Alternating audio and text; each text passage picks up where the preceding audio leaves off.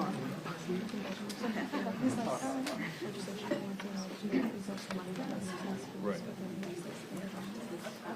Oh, that's a moving calculus.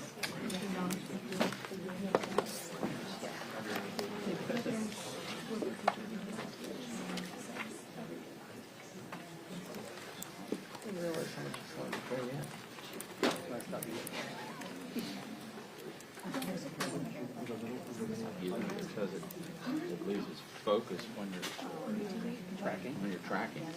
Yeah.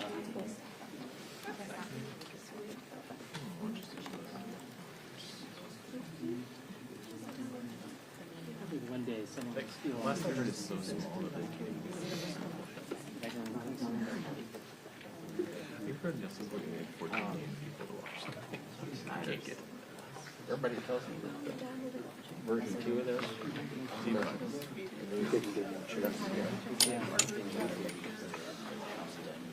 There is an RFP right now.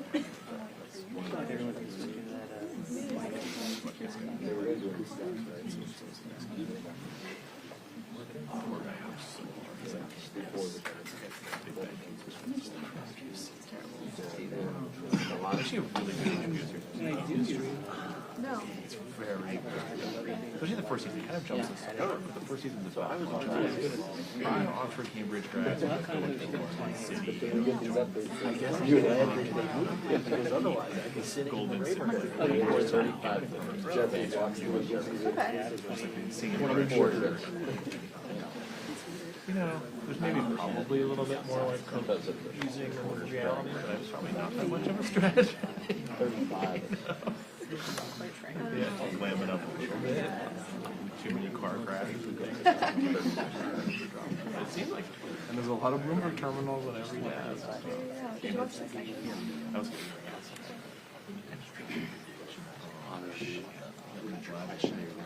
Wait to see what he says.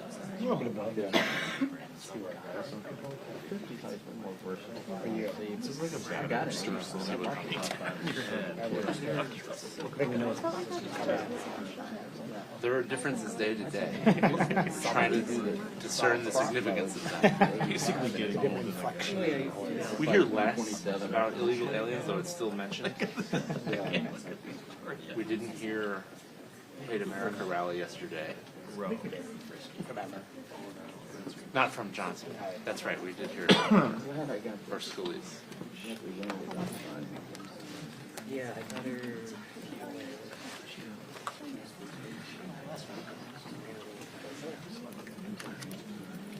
Tell him to send an invite.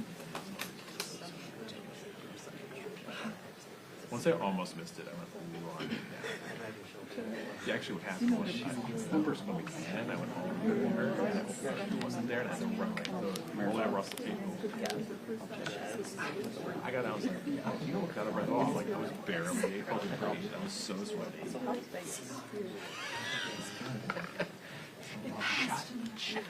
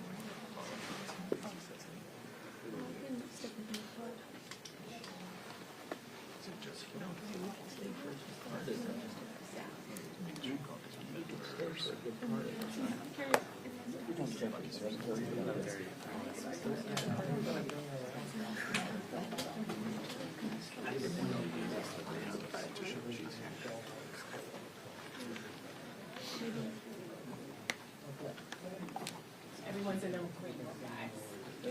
Thanksgiving.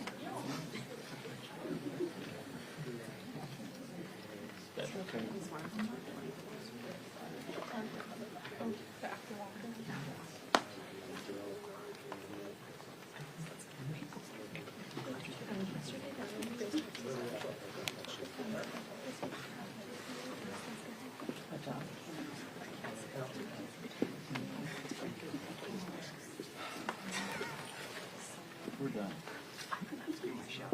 Oh, sorry. Visual insight. Thank Kids. I talked to my White House correspondent, there was some kind of mistake because you're supposed to be there within 30 days. Did you see that guidance? maybe. Apparently, that's not after you get 30 days. Yeah, like I tried to do it. Well, I was there 2 weeks ago, so that doesn't check out. Yeah. So he's looking into that. Is there something?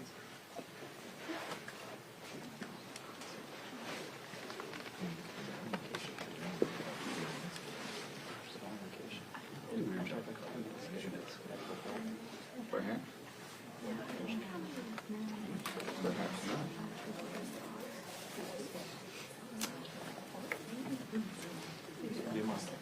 So what I did is I reran the live feed. So when they started,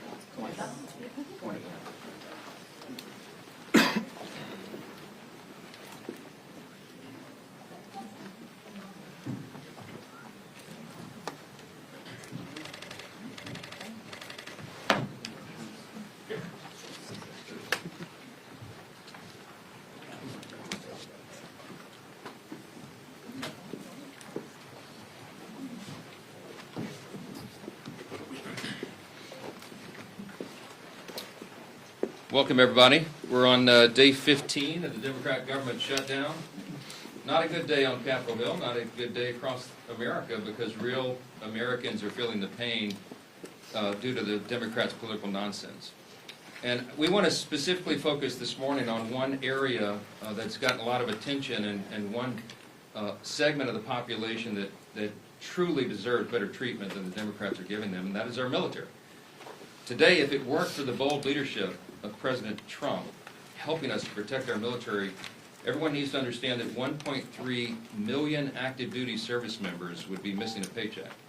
They'll get their check, thankfully, because President Trump has shown strong leadership.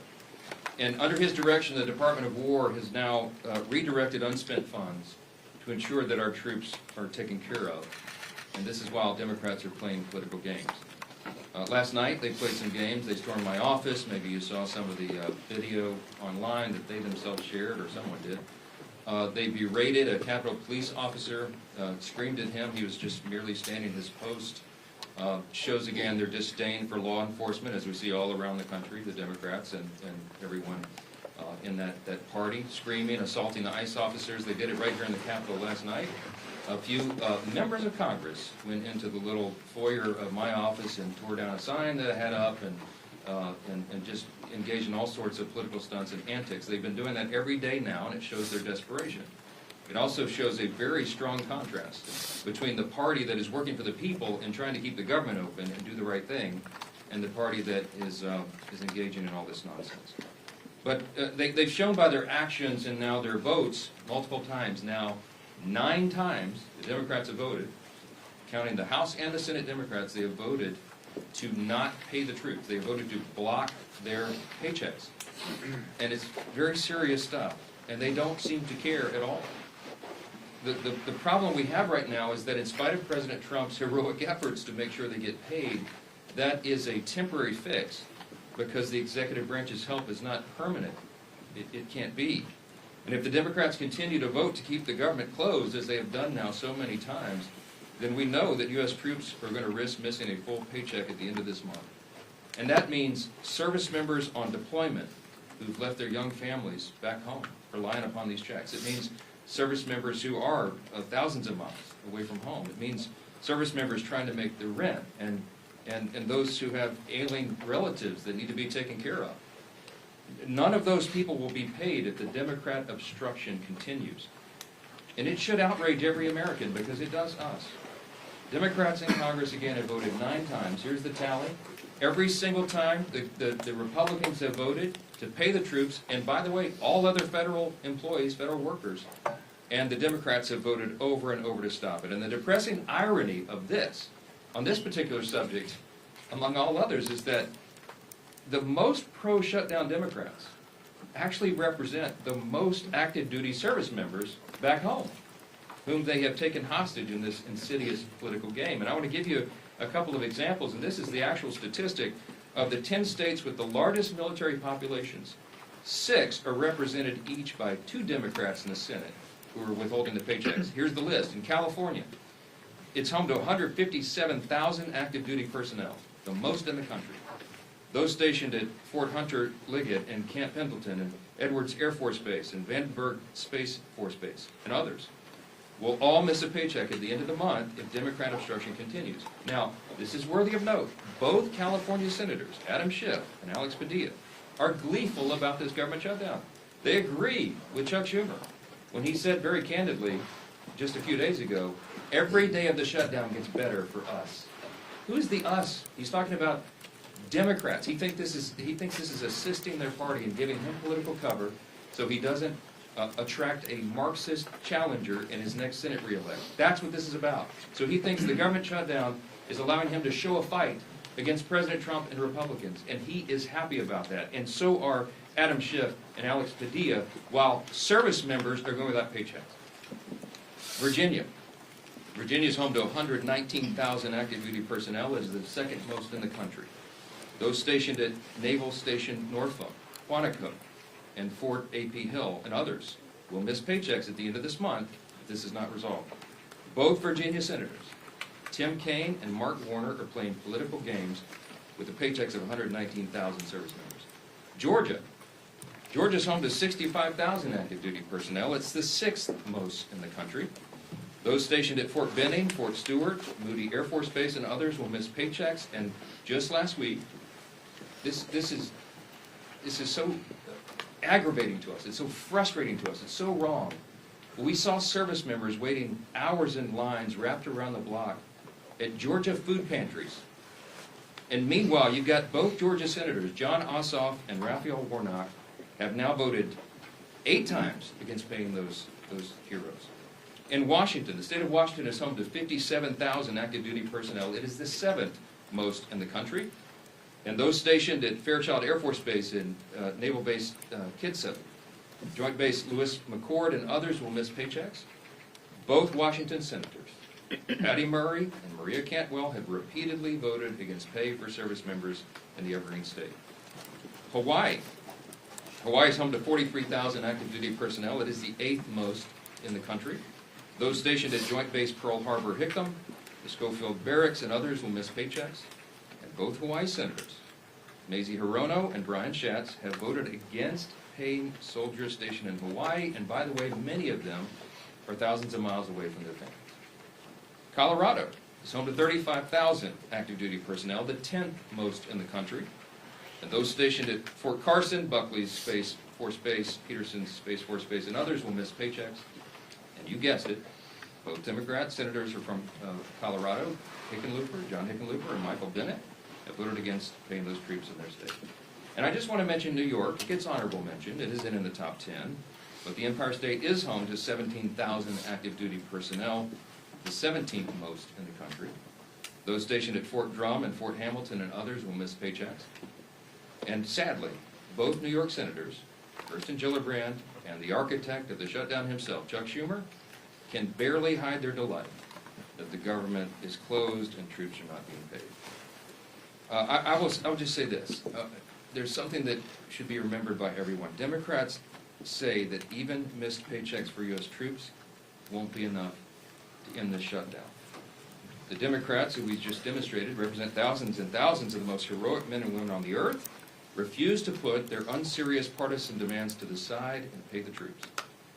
And here are the indisputable facts of this shutdown. Republicans want to pay the troops, and we have shown that with our actions and our votes now 9 times. And the Democrats want to use them as hostages to extort $1.5 trillion in new unserious partisan spending that we just won't go along with. We won't sell out the long-term security and future of the United States so that Chuck Schumer can prevent a primary challenge from his left wing. We will not be a part of that nonsense. And until Schumer and the left wing of his party are satisfied enough that the pain the shutdown has caused has reached a limit that they're satisfied with, then Republicans are going to stand here every single day. We're going to continue to deliver the simple facts directly to the American people. And today we brought in some of our House Republican leaders who represent many of these military districts and they're being so deeply and adversely affected by the Democrats' senseless games. And the first up that I'm delighted to introduce is the chairman of our Main Street Caucus in the House Republican Conference, and that is Congressman Mike Flo.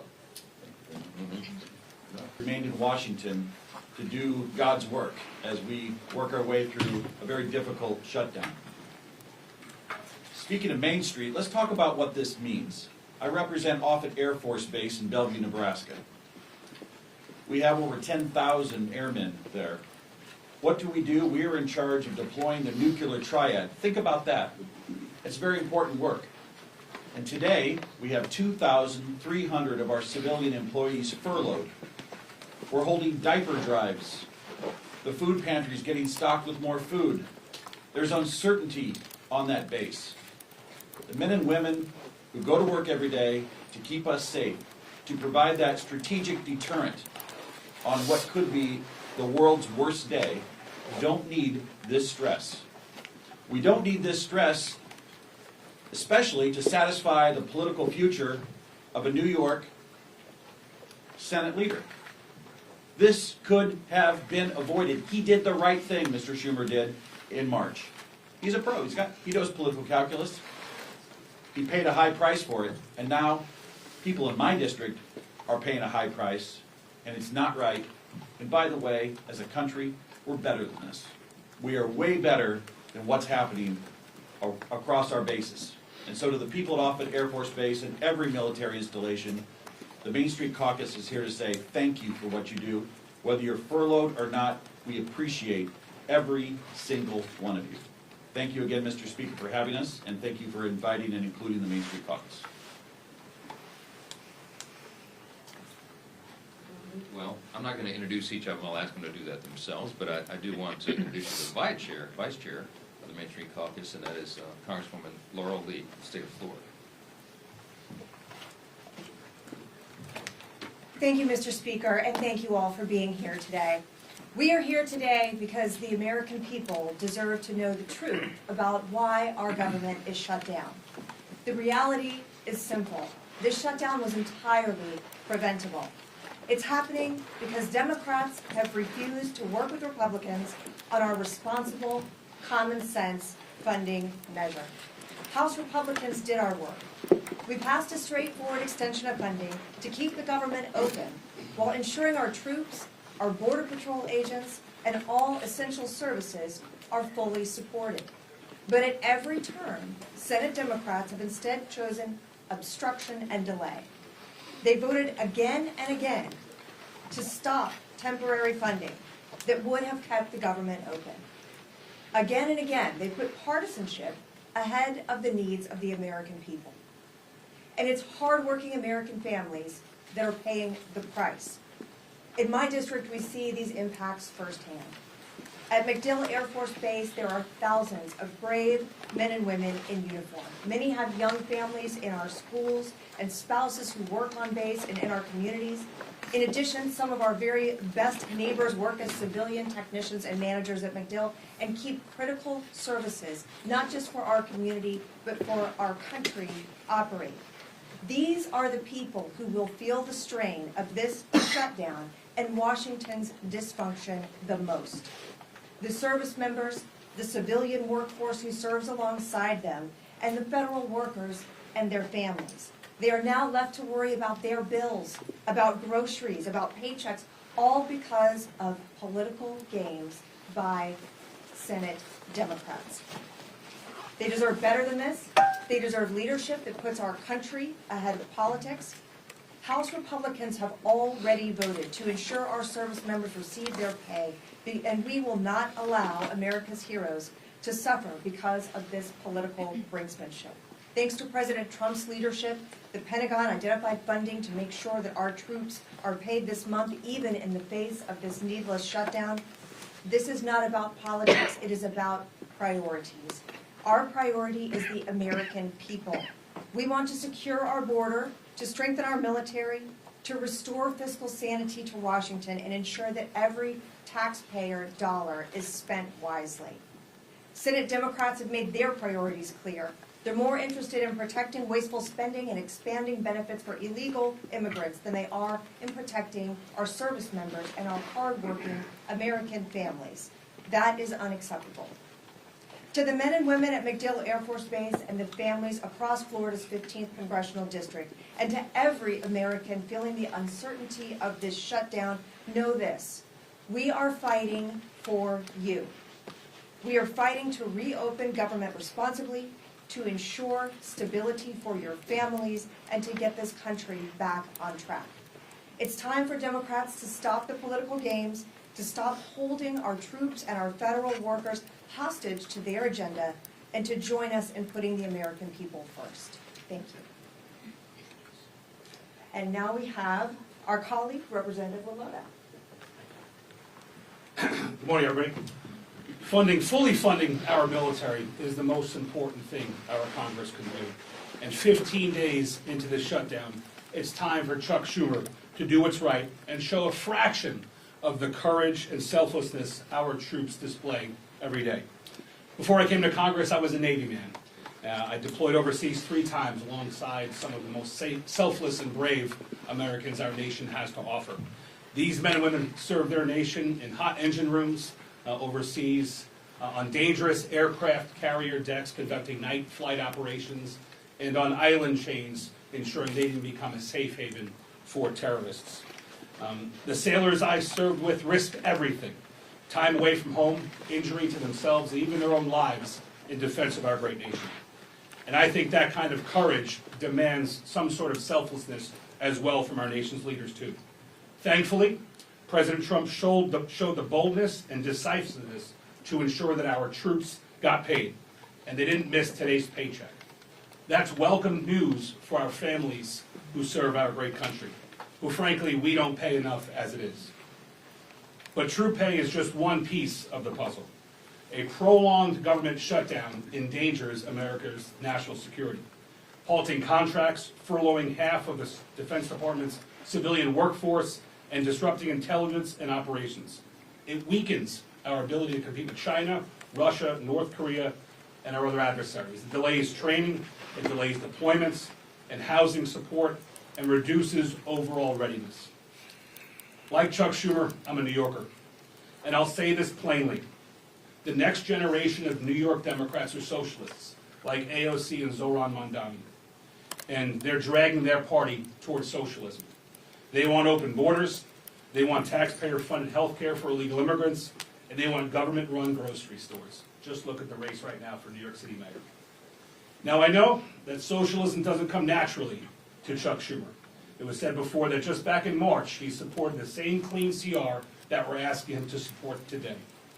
Back in March, he had a backbone, Chuck Schumer. He stood up to his party's radical base and said he would put the nation before his own political interests. And he took a lot of flack for doing so. And that's why he's changed his course. But we're here today to call on him to do better and to put the country before his own political job.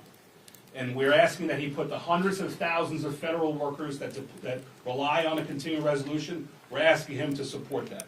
And we're asking him to put the millions of Americans before his own political future. We New Yorkers, we pride ourselves on being tough. So I'm asking Chuck Schumer to be tough and to stand up to his own party's base. Stand up to AOC and Mondani. Be brave like our troops. And do your job and reopen our government.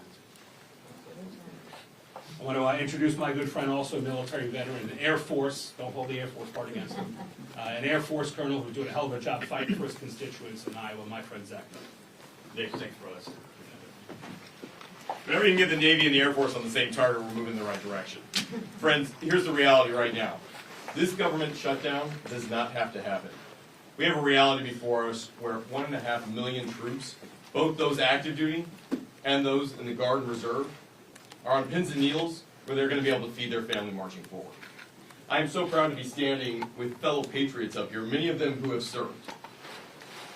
I'm one of those members who have served not only in combat, but continue to serve in my reserve capacity now. I've already committed my drill this weekend, and speaking with frontline members who are serving in uniform, our brothers and sisters, the sons and daughters of families who have sacrificed to have their child be in the military. They all have the same question.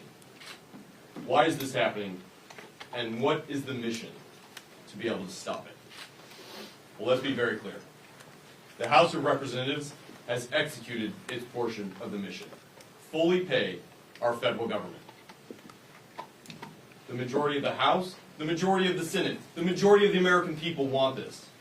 But the reality is, there's a handful of individuals in the Senate who have put a stop to it. And this is where I agree with one of my colleagues. We don't govern by temper tantrum, he said. We'd be hurting millions of Americans, and we'd be treating them as leverage. That was Chuck Schumer in 2018. Another colleague said, this is irresponsible. No, it's reckless. My other colleague, Nancy Pelosi, but that was in 2013. A fellow colleague said, it's not normal to hold 800,000 workers, or in this case, over 1 million military members and their paychecks hostage. That was from AOC in 2019. Team, we've heard about the first-hand impacts to individuals. And it goes beyond just America, but what's happening right in our own districts as we look at this. Today, 15,000 National Guardsmen from Iowa were in danger of not being able to decide whether to put a down payment on a new car or being able to put food in the refrigerator. 2,000 of those members are right now deployed on the front lines in U.S. CENTCOM in Iraq. And even more of their families are wondering not only will they be safe, but will they be able to take care of their kiddos back home. So I called them up. And I said, hey, First Class Chase Holmes is a sergeant with our Iowa National Guard. He's currently preparing operations to be able to defend the country overseas. But because of the shutdown, critical joint training between his team and NATO was canceled. We spoke with an Iowa Guardsman and chaplain for the 224th Combat Engineers Battalion, Caleb Weiner. He is leading part of the 1,800 Guardsmen currently deployed to the northern part of Iraq right now. And he told me plainly, we're working, but we don't know if we'll get paid. I'll put my life on the line, but I hope someone's there to take care of my family if my paycheck doesn't come through. These aren't theoretical. These are real people, real impact, real costs. Let's be blunt. The shutdown of the government has only one hostile actor, and there's a few individuals in the Senate who refuse to put the country before the hostage of the 350+ million Americans they've taken. It's unacceptable, and that is why I'm grateful that while President Trump is helping lead peace in the Middle East with the men and women who are on the front lines providing it, we have folks at home who need to do the same job and stand up for this country first. Thank you to my colleagues, but most importantly, thank you to all our federal workers, and God bless our troops. With that, I'm thrilled to introduce our leader, a man who's been on the front line of this himself, Mr. Solis. Thanks, sir. Thank you, Zach, and thank all of my colleagues who you just heard from, many of whom served our nation bravely in our nation's military. I want to say thank you to the over 1 million men and women in uniform who continue to serve right now. Despite the uncertainty, that uncertainty that does not need to exist. And why? Because Chuck Schumer is more afraid of the radical leftists in his own party than he is concerned about making sure that those families don't have to wonder about whether or not they're going to be able to put food on the table. Their families, while they're overseas, many of them, are going to be able to put food on the table during this Schumer shutdown.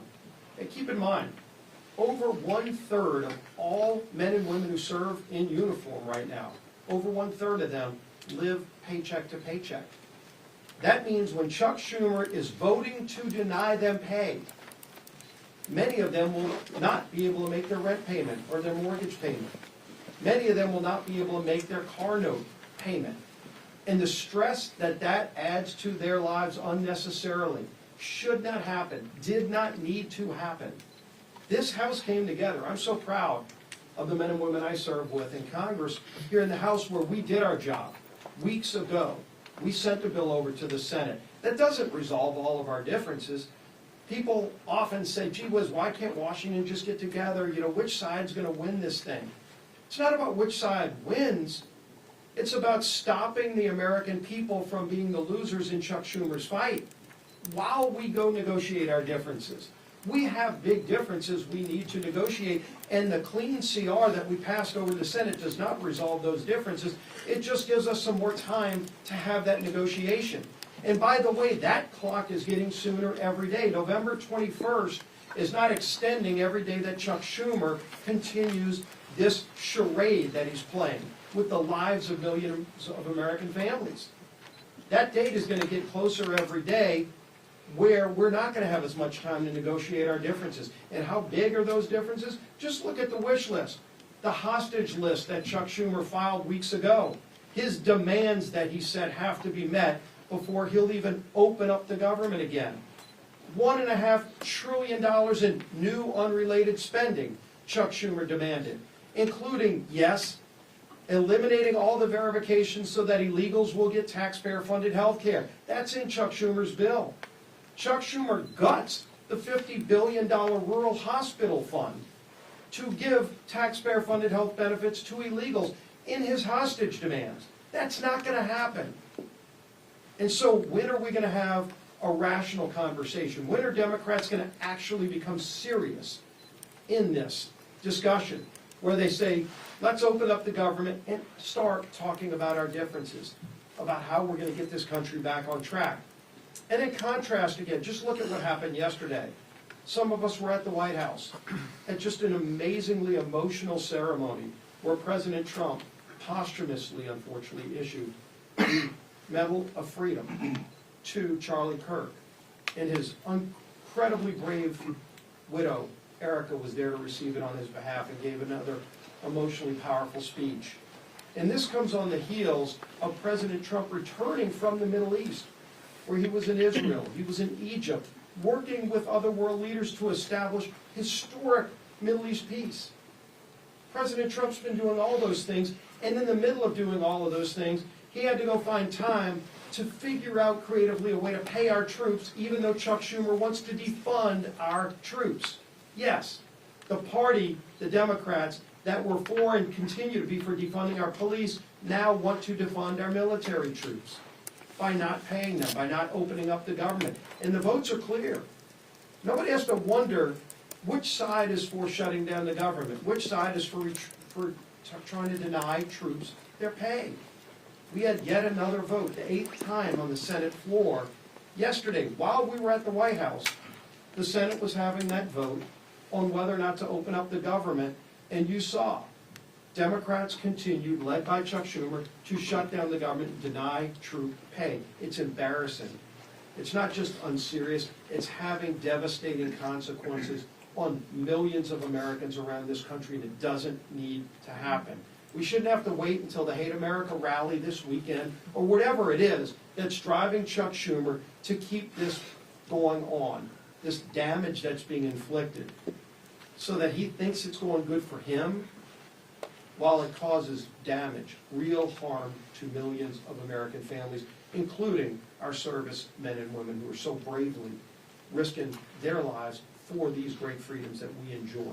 We're going to continue to fight for freedom. We're going to continue fighting to open this government and do our jobs. And the whip of our conference is my friend, Tom Emmer.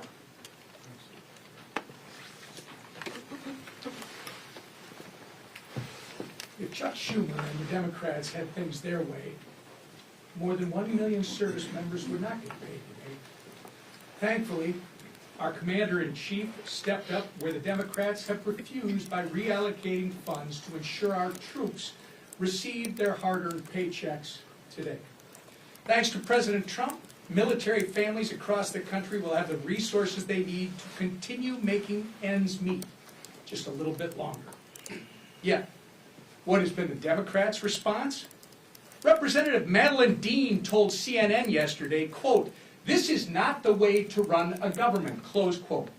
Making sure our troops get paid is not the way to run a government? You know what is actually not the way to run a government, Representative Dean? Holding the American people hostage over your $1.5 trillion wish list of radical demands. Clearly, the Democrat Party of today is not your grandfather's Democrat Party. They care about one thing and one thing only, appeasing the radical, pro-terrorist wing of their party. And they will inflict the maximum amount of pain on the American people to do it. But it doesn't have to be this way. Republicans have a nonpartisan government funding bill ready in the Senate. We've been talking about it now for more than 2 weeks. It can be sent to President Trump's desk immediately. We could end the Democrats' shutdown chaos today if they would do the right and reasonable thing by passing our clean CR. It contains 0 partisan policy riders, no gimmicks. It's the same spending levels that Democrats supported just 6 months ago and that they passed 13 times previously under the Biden administration. But 9 times now, 9 times, the Democrats have refused, shutting the government down in the process and forcing Americans to pay the price. All so they can gallivant around the Capitol making ridiculous videos, childish videos, scream at Capitol police officers who aren't getting paid, by the way, and buy time until their Hate America rally takes place on Saturday on the Mall. It's despicable and it's wrong. We can only hope that they come to their senses and that the madness ends soon. Until then, our message remains the same. Stop playing political games, pass our clean CR, and reopen the government for the people you were elected to serve. Lisa McClain, our conference chair. Well, good morning, everybody. Here we are again. I'm going to be very clear. Chuck Schumer wants a dirty deal. I'll say it again. Chuck Schumer wants a dirty deal. One that caters to his radical base. You know, the same crowd planning to protest at their I Hate America rally this weekend. And what is in this so-called deal? Let's take a look at what's in Chuck Schumer's dirty deal. Let me spell it out. It adds $1.5 trillion to our national debt. $1.5 trillion. It hands out health care to illegal immigrants. That's not a talking point, that's a fact. It guts the most historic investment Congress has ever made in rural health care. Again, that's a fact. And it weakens health care for hardworking Americans. Begin to see the compare and contrast. Chuck Schumer and the Democrats want to protect illegals and hurt Americans. Republicans, we actually want to do what we were elected to do, and that's take care of Americans. Yesterday we released a new white paper on the facts, which are actually crystal clear. So we don't need to do political stunts and storm the speaker's office, and we just have the facts on our side. And notice, when you can't beat us on the facts, you have to go to emotion. And you have to go to political stumps, and that's exactly what the Democrats are doing. First, the Democrats' proposal eliminates a cornerstone investment in rural health care, putting hospitals and small-time clinics deeper in financial debt. That's a $50 billion cut to rural America. Second, states like California have played games with federal tax dollars to give benefits to, you guessed it, not Americans, that's right, illegals. Republicans actually closed that loophole, saving taxpayers $190 billion. Again, note the compare and contrast. The Democrat bill would reopen that loophole, and don't let them deny it. Make them own their votes. Make them own their stance. Let me remind you, every single Democrat on the 2020 presidential debate stage raised their hand and said, taxpayers should pay for health care for illegals. Every single Democrat. So why are they denying it now? Because they know it's not popular with Americans, right? They are on the record wanting health care for illegals. Own it, Democrats! Say it loud, say it proud. You want to put illegals over Americans. Just own it. I'm going to say it again. They are on the record wanting health care for illegals, and their dirty deal that they lay out in black and white. Finally, Democrats' plan forces taxpayers to cover the majority of emergency medical costs for all non-citizens. Another $28 billion tab for who? You guessed it, the American people. So here's the bottom line.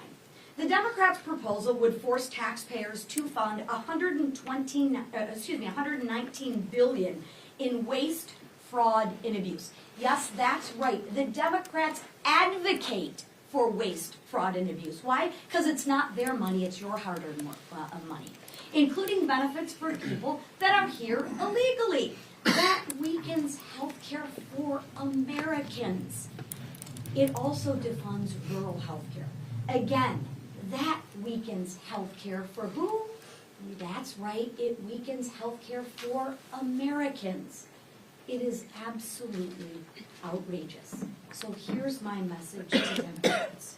Tell all of your radical base you're done taking orders. Tell them you're putting America first. Drop the demands, reopen the government, pass the House bill, and let's get back to work for the American people. Thank you. Speaker Johnson. Johnson.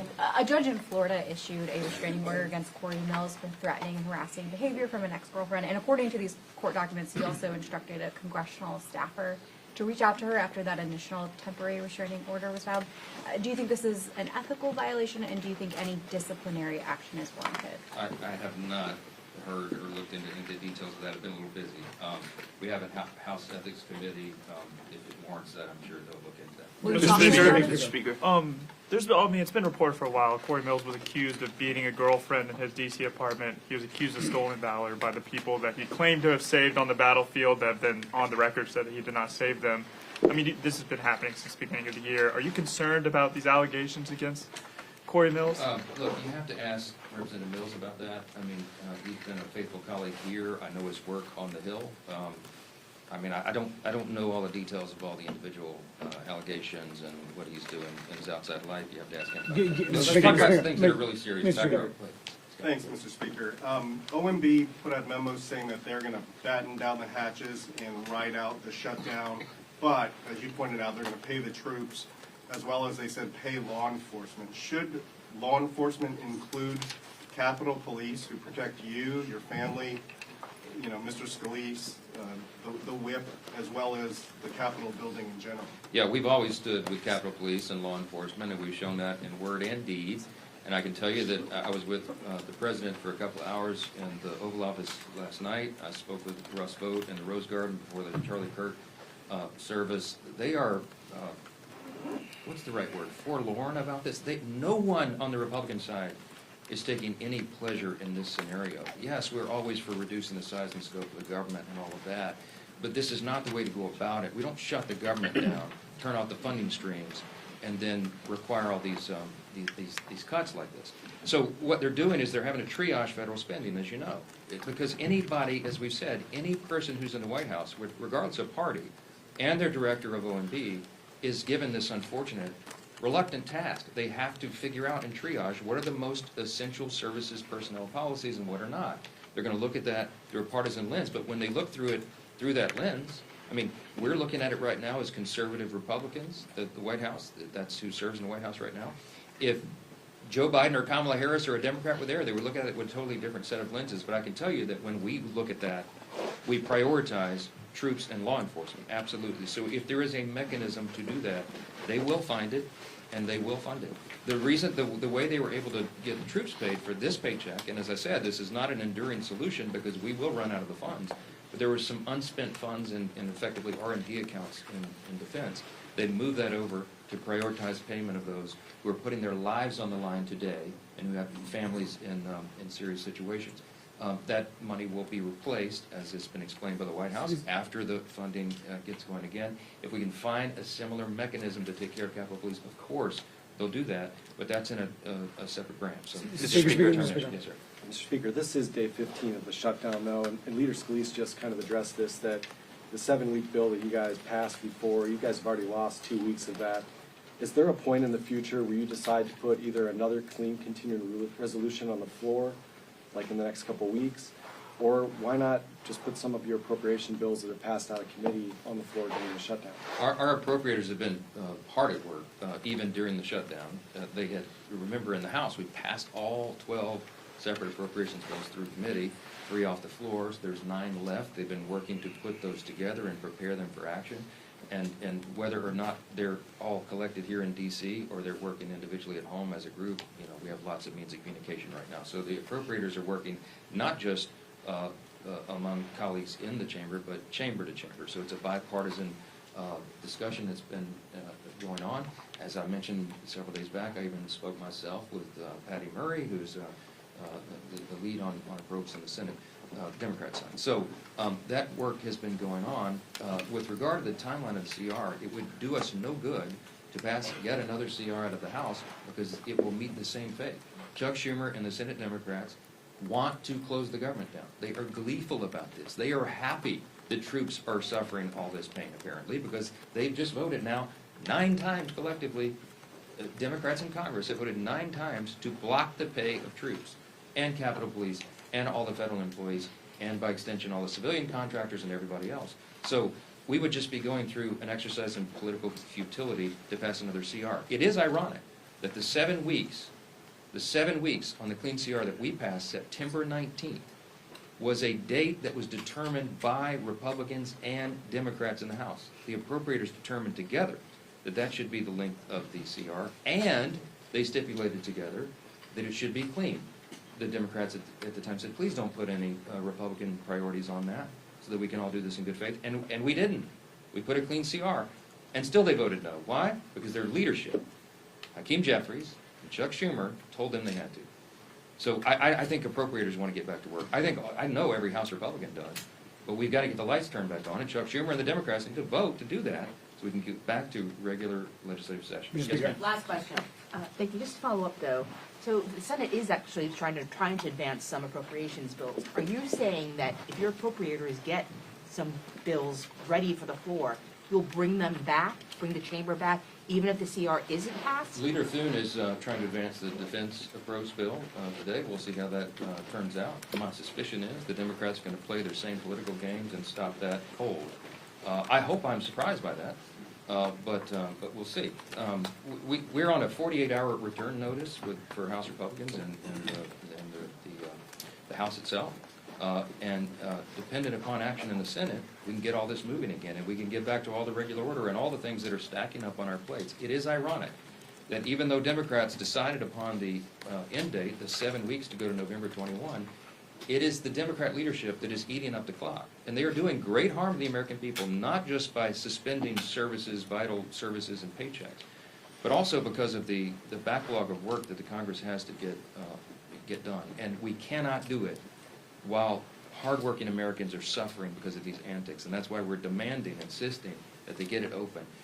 I'll leave you with this. You've heard the word contrast here a number of times today. I'm so grateful for these Main Street Caucus leaders who came and helped us articulate this contrast. I'll just say this again. You have 2 parties on a split screen right now.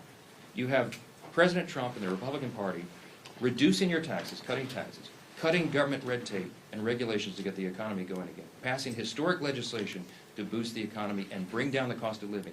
You have Republicans who have ended the border crisis, almost 0 illegal crossings in the last 4 months. You have Republicans who are working to end the crime crisis and support law enforcement and ICE officers and all those who are wearing that badge and putting their lives on the line and supporting our troops, as we talked about today.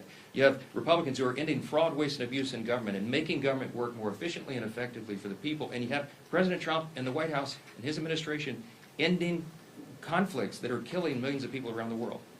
What have Democrats accomplished in the last 9 months? A government shutdown.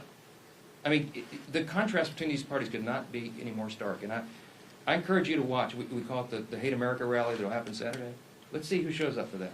I bet you see pro-Hamas supporters. I bet you see Antifa types. I bet you see the Marxists in full display, the people who don't want to stand and defend the foundational truths of this republic. And we do. And that's what we're here doing every single day. And we'll continue to come in every morning and tell the American people the plain and simple facts. Because the facts are going to win the day here. The American people are not stupid. They see what's going on, and they know who's to blame. Thanks for being here this morning. Foot's asleep. Reese. No.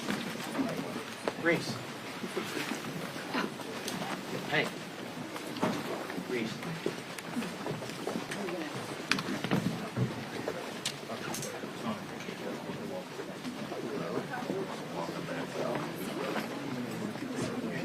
No, we didn't. Yeah. That's tomorrow. Pretty good time.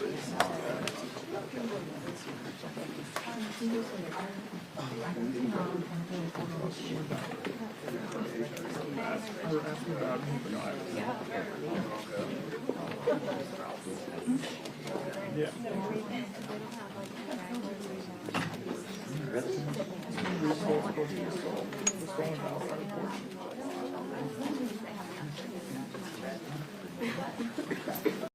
John R. Lewis Voting Rights Act of New York. We will continue to fight for language access at the ballots, at the polls, because this is an issue that's especially critical for immigrant communities. The promise of the Voting Rights Act is far from being realized. And if Section 2 is weakened, the effects will be felt for generations to come. As our demographics change in this country, our political representation must reflect our population, because ultimately this fight is a fight for the foundation of our multiracial democracy. So we stand here together today with all of you in this fight that generations before us have also fought for our communities. And we declare loudly and proudly that not only do we belong, but we are here to stay. Thank you. One day, when the glory comes, it will be ours, it will be ours. Oh, one day, when the war is won, we will be sure, we will be sure. Oh, glory, glory, oh, glory. Hands to the heavens, no man, no weapon formed against, yes, glory is destined. Everyday women and men become legends. Sins that go against our skin become blessings. The movement is a rhythm to us. Freedom is like religion to us. Justice is juxtaposition in us. Justice for all, just ain't specific. Hello, hello. Good day, everyone. My name is Devontae Lewis, and for over 3 years, I have served as one of the Robinson litigants, fighting for a fair and just and equitable congressional map in the state of Louisiana. And for those same 3 years, I was elected to the Louisiana Public Service Commission as the youngest and only third black person to ever serve on this body in Louisiana. A district that was only created after the threat of VRA litigations the same year that I was born. For me, our fight for fair representation is multi-generational. I'm reminded about someone I learned so much about as a young boy, my great-great-great-grandmother Liza, born in Sheraton, Louisiana in 1873. She moved there after her mother and her father were released from a plantation in New Orleans. 8 years she was born after slavery ended. My great-great-grandmother, known as Alberta, or we like to call her Ma, was born in 1901. She was born 5 years after Plessy v. Ferguson. My great-grandmother, Viola, who raised me and I lived with her until 2012, was born in 1920. She was born the year that women got the right to vote. My grandmother, Stella, who's probably watching right now, was born in 1948. 6 years old. That's how old she was when Brown v. Board of Education came before the Supreme Court. And it was 5 months before her 18th birthday that the Voting Rights Act was passed. And then there's my mother, Nicole, who was 5 years old before Louisiana finally desegregated every school in 1976. That's 152 years from the date my great-great-grandmother was born to this very moment. She had a letter that has been passed down in our family from generation to generation. And she asked, did they see you? Did they hear you? Did they value you? It was 3 years ago that Minnie and I were at the redistricting session at the state legislature when I asked the state lawmakers that very question. Do you see me? Do you hear me? And do you value me? I was tired, and I'm still tired. And we are all tired after fighting every session for a fair map. And time again, having the state of Louisiana reject us and reject a map that didn't dilute black voters and our power. We had to go to federal court to gain rights our lawmakers denied us. There's not a right that a black person has in Louisiana that a federal court didn't give us. And it was only after litigation after litigation after litigation that the state of Louisiana and the lawmakers finally gave us a fair map as the only way forward. But here we are today, now facing a threat that our fair map will be stripped right from under us. And with it, the very protections of the Voting Rights Act that the generations I spoke of, my foremothers and forefathers, fought so hard for, can be depleted. I am the youngest of the Robinson interveners, and the most senior member of us all is Dr. Press Robinson. He was 28 years old when the Voting Rights Act was signed, while I wasn't born for another 28 years. You see, we are in this fight together. This is a multi-generational fight because we all need the Voting Rights Act, now more than ever. The history that we showcase is why we have moved forward, but we still got work to do. And today, we, the Robinson interveners, some of us who had to stay home in Louisiana, some of us who are inside the courtroom, and some of us who are outside right here with you, like Dr. Nair and Dr. Washington. We are standing here asking the Supreme Court, do you see us? Do you hear us? Do you value us? Because we shall not be moved. Thank you.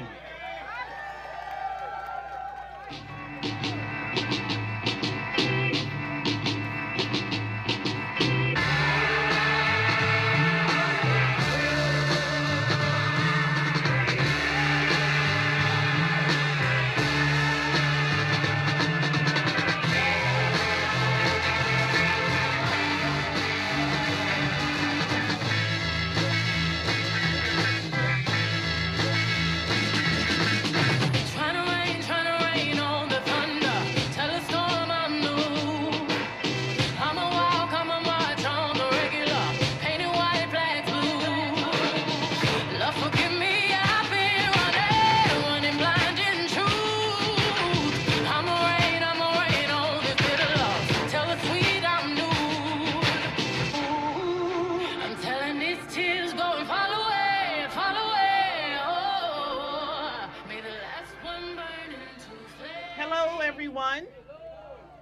I want to give a shout out to all the wonderful activists and speakers who have spoken thus far. I consider it a privilege to be here with all of you, with all of your power and all of your leadership.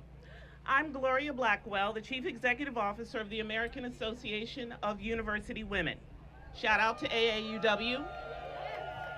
AAUW has spent generations expanding education, leadership, and opportunity because a healthy democracy needs every voice and every talent. I stand here like so many before me as a Black woman, as a voter, and a leader of an organization that knows representation isn't just a favor, it's a foundation. Do you agree? Today's case asks whether Black voters in Louisiana will finally get fair maps, and whether the Voting Rights Act still has the strength to protect real communities in the real world.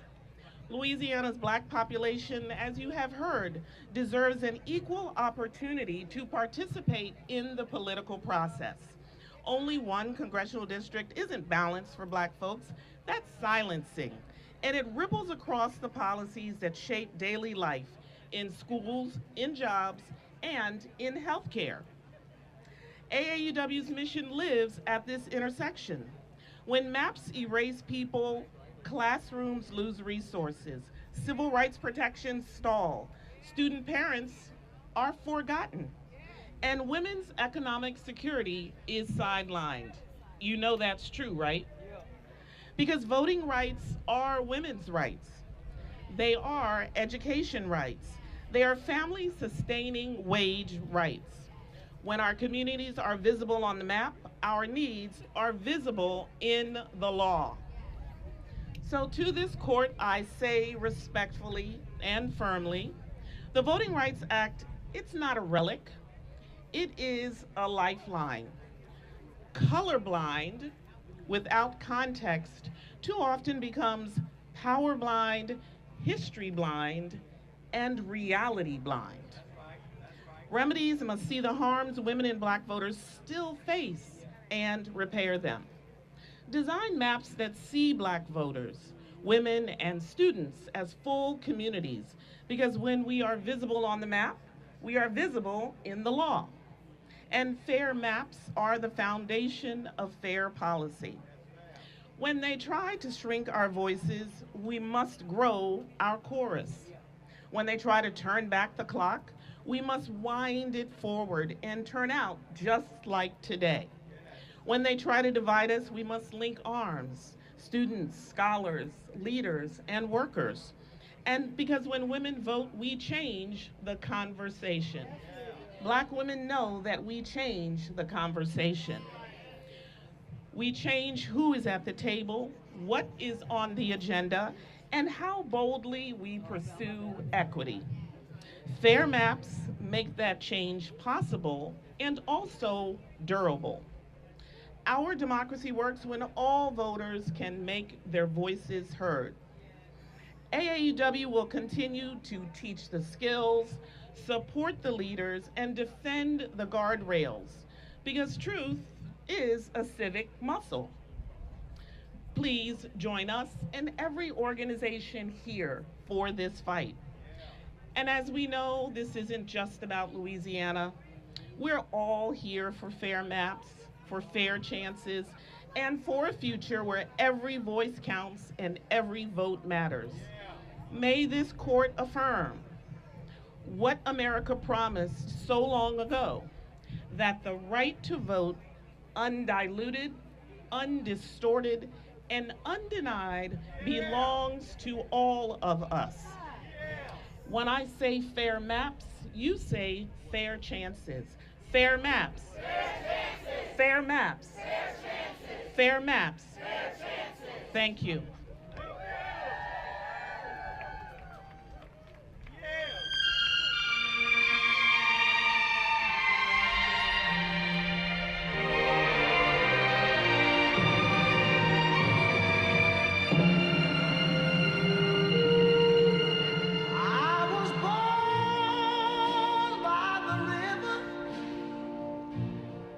In a little tent, oh, and just like the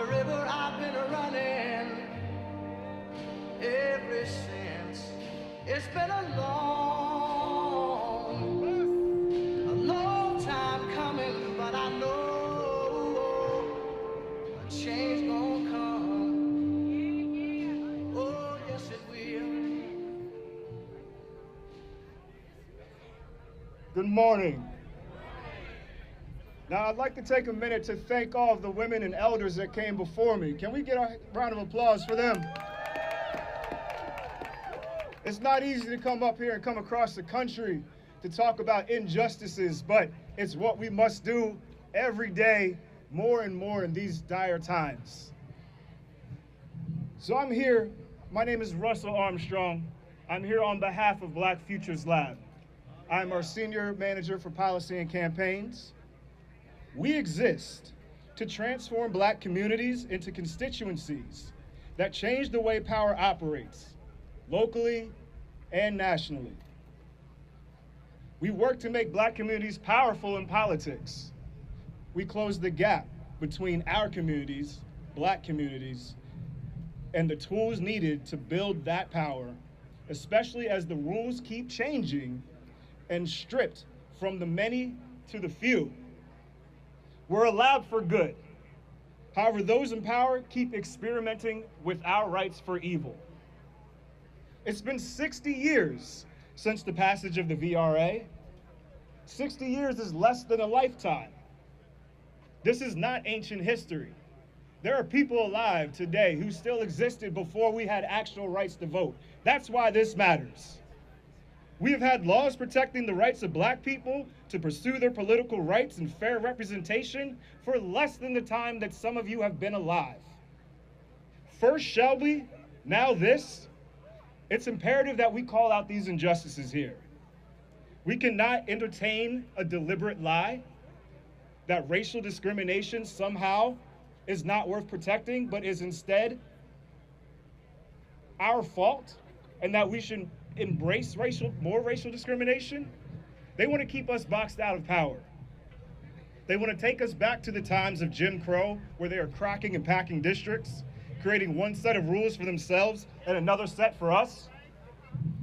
And when I say they, let me be clear, I mean certain and specific people, including this racist administration, who want to turn back the clock to Jim Crow and to Reconstruction.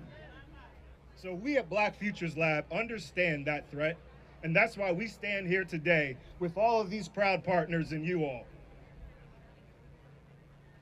We stand with partners like LDF and Black Voters Matter because we know that folks in Black rural America, in small town America, have the capacity, just by numbers alone, to change the balance of power across the South. We are more than a third of the people in Louisiana, yet they continue to try and keep us down. Since 2022, we as an organization have deployed teams into districts like Monroe, Louisiana, Valdosta, Georgia, to bring civic education, leadership development, and hope to our fellow brothers and sisters, and thousands of who are out of the way. This year's and last year's election, we worked with groups and we worked with Black communities throughout together to make sure that the backbone of what American democracy aspires to be continues to exist. In my final words, our courage makes democracy possible, but it cannot succeed standing alone. Thank you.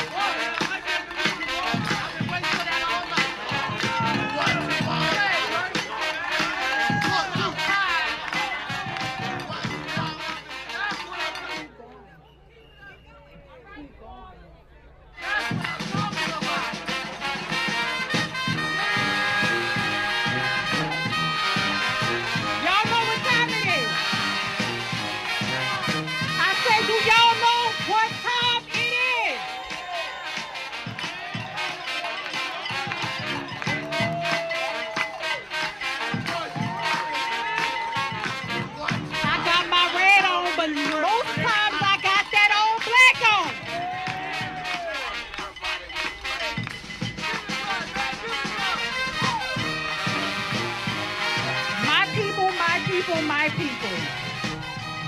How y'all feeling? I cannot hear you. How are y'all feeling? Let me explain something to you. I am Lakita M. Smith, the daughter made of love from Fannie and Barry, and I am from the 9th Ward of New Orleans. And we do what we want to do in that 9th Ward in New Orleans. And I love when you say baby.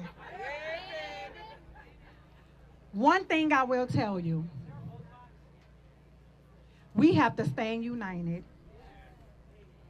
So before I get into the spiel of the speech and my call to action for you all, I need you to repeat after me. Y'all ready? I need y'all to be ready. Y'all ready?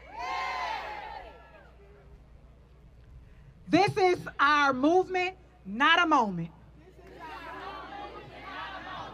This is our movement and not a moment.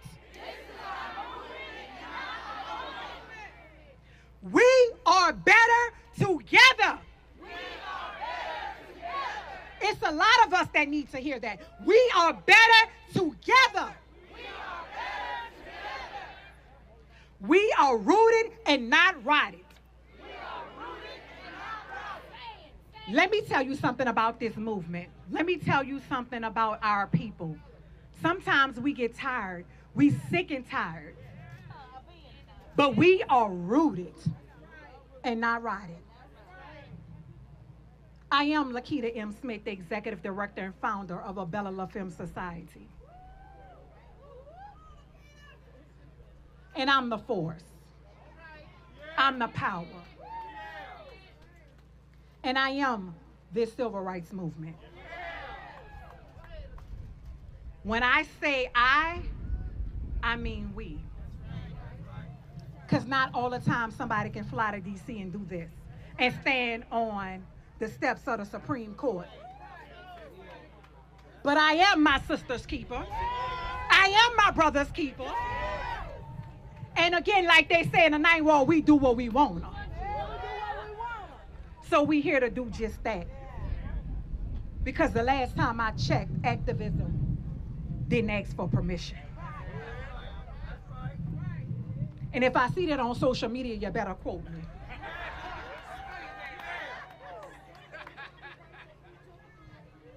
I want to take a moment to thank all of you. I know what it takes to be here. I stood here and did this in March, in the rain, in the cold, for hours, as we hosted, as we waited on democracy. Today, we're no longer waiting on democracy. We're taking democracy. Because power is rooted in what we believe. And I need to know that y'all believe. I need to know that y'all not playing. I need to know that y'all rooted and not rotten. So what that look like is doing your job when you go back home. Being kind.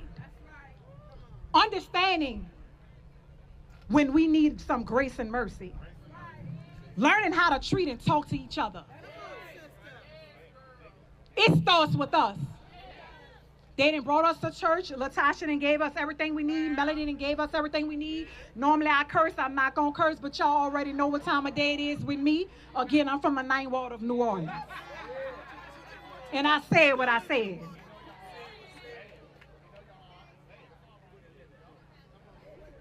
Spend some time. I need y'all to do 2 things for me. Be in a moment right now where we are, where we stand united. One voice, one power, one people. The American people. The dream that they love to steal. The culture that they love to mark. The skin tone that they try to get. The power and the voice that they try to silence. I need y'all in this moment with me. Because behind me, we have our people fighting for us. So in this moment, Let's send the power, the love, the respect, the resiliency, the fight, everything that we need to our people. Because why is all power to who? The people. Is it power to the people?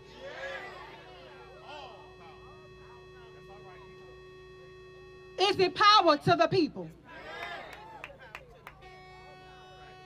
But here, listen, we talk over everything. We talk over everything. We shall not be moved. We shall not be shaken. What noise? What noise? All right. And do. We appreciate you standing here with us.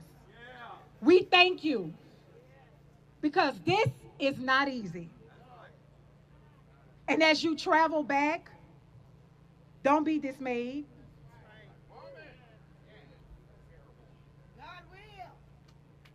We removing chains. We removing change and we demand change. We are removing chains. Let me hear you. Because we demand change. I see a lot of familiar faces. I see a lot of people in my movement. And I thank you. To my friends and my family back home, I thank you for allowing me to do what I do. Thank you to LDF. Thank you to Power Coalition. Thank you for always believing in the dream of the people and putting the people and the power of the people first. We have our marching orders, but it starts with us. And before I get from up here, we're going to say this one more time. We are rooted and not rotten. We are rooted and not rotten. Again, I'm Lakita M. Smith from the Ninth Ward of New Orleans. And I ain't never been scared of shit.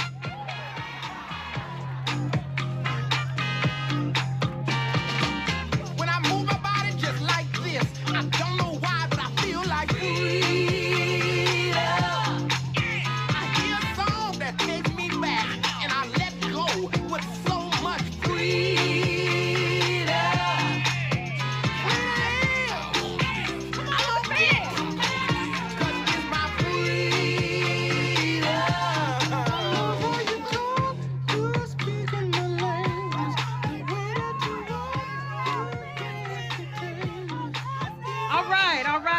All right. You say love, power. Love, power. Love, power.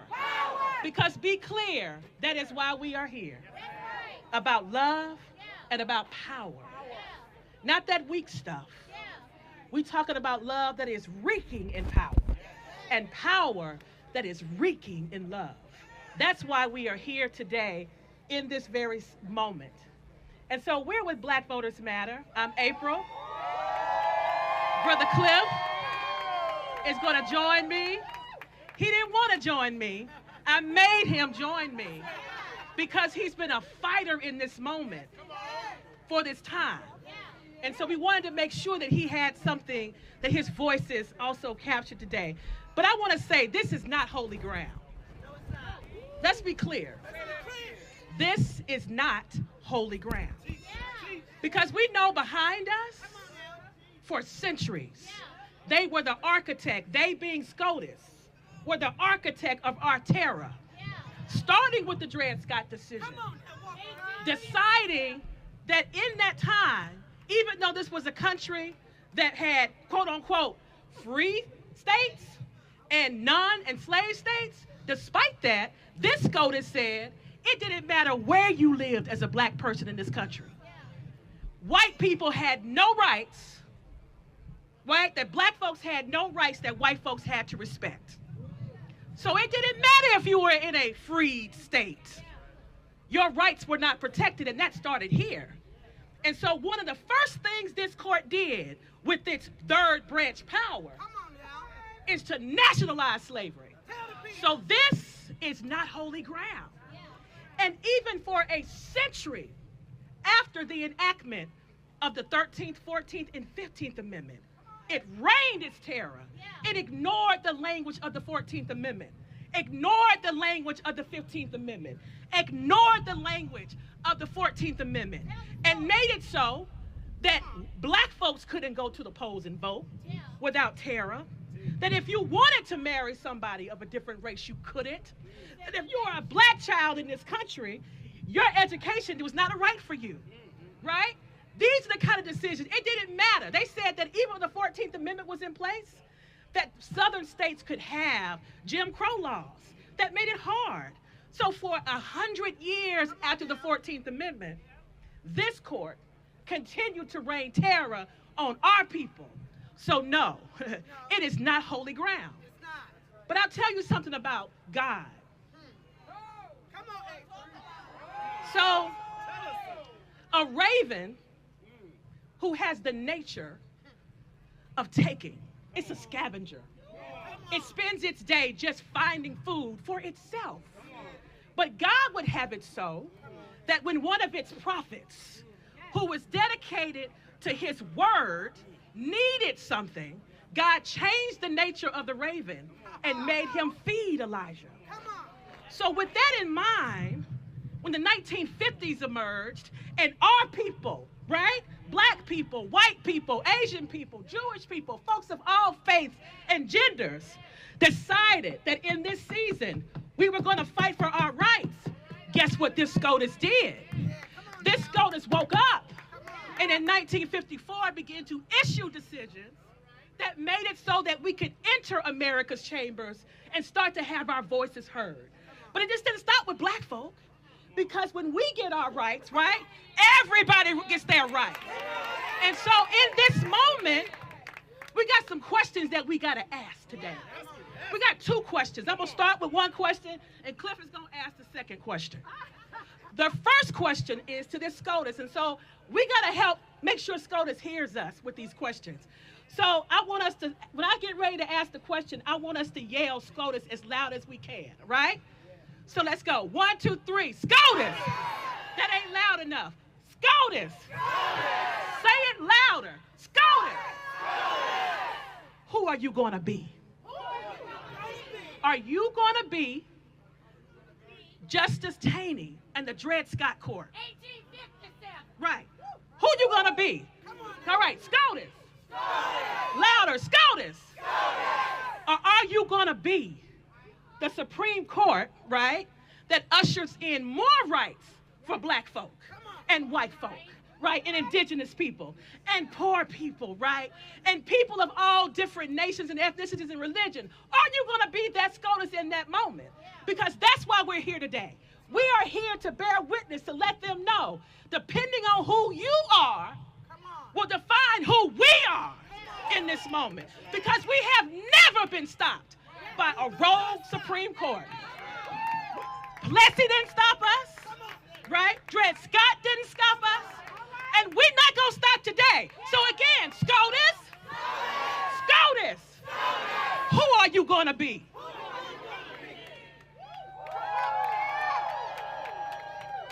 How y'all doing? So before I answer this question that I've been voluntold to pose, first I gotta get it, because before we can figure out who we are, I gotta figure out who's in the room. So if you are here from a southern state, I need to hear you make some noise.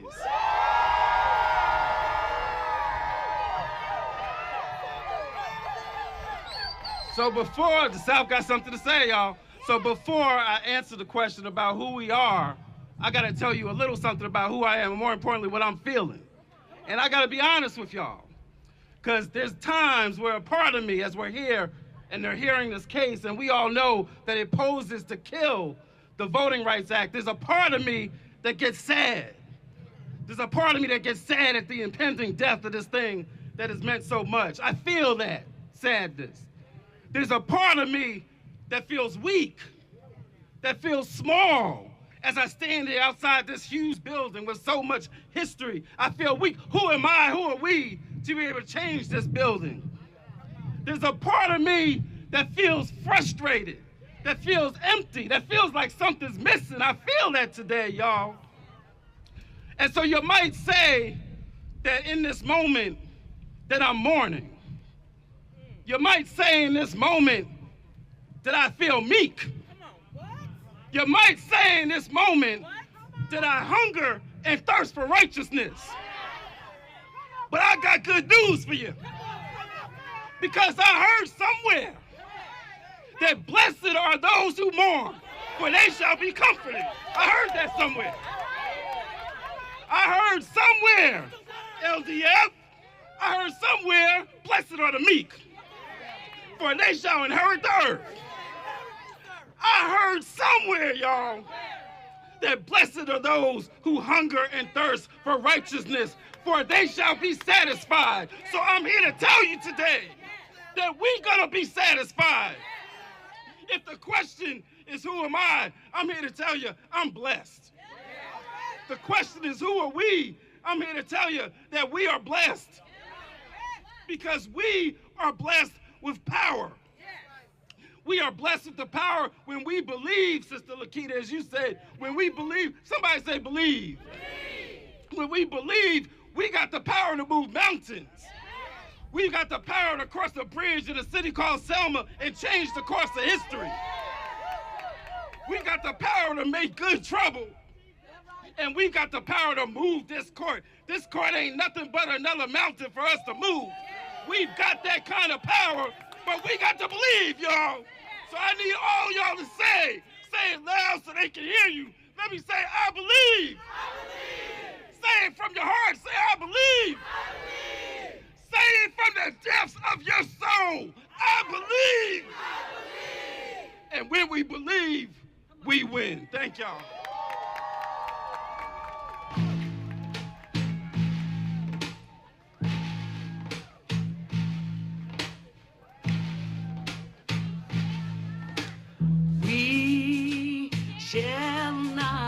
We shall not be moved.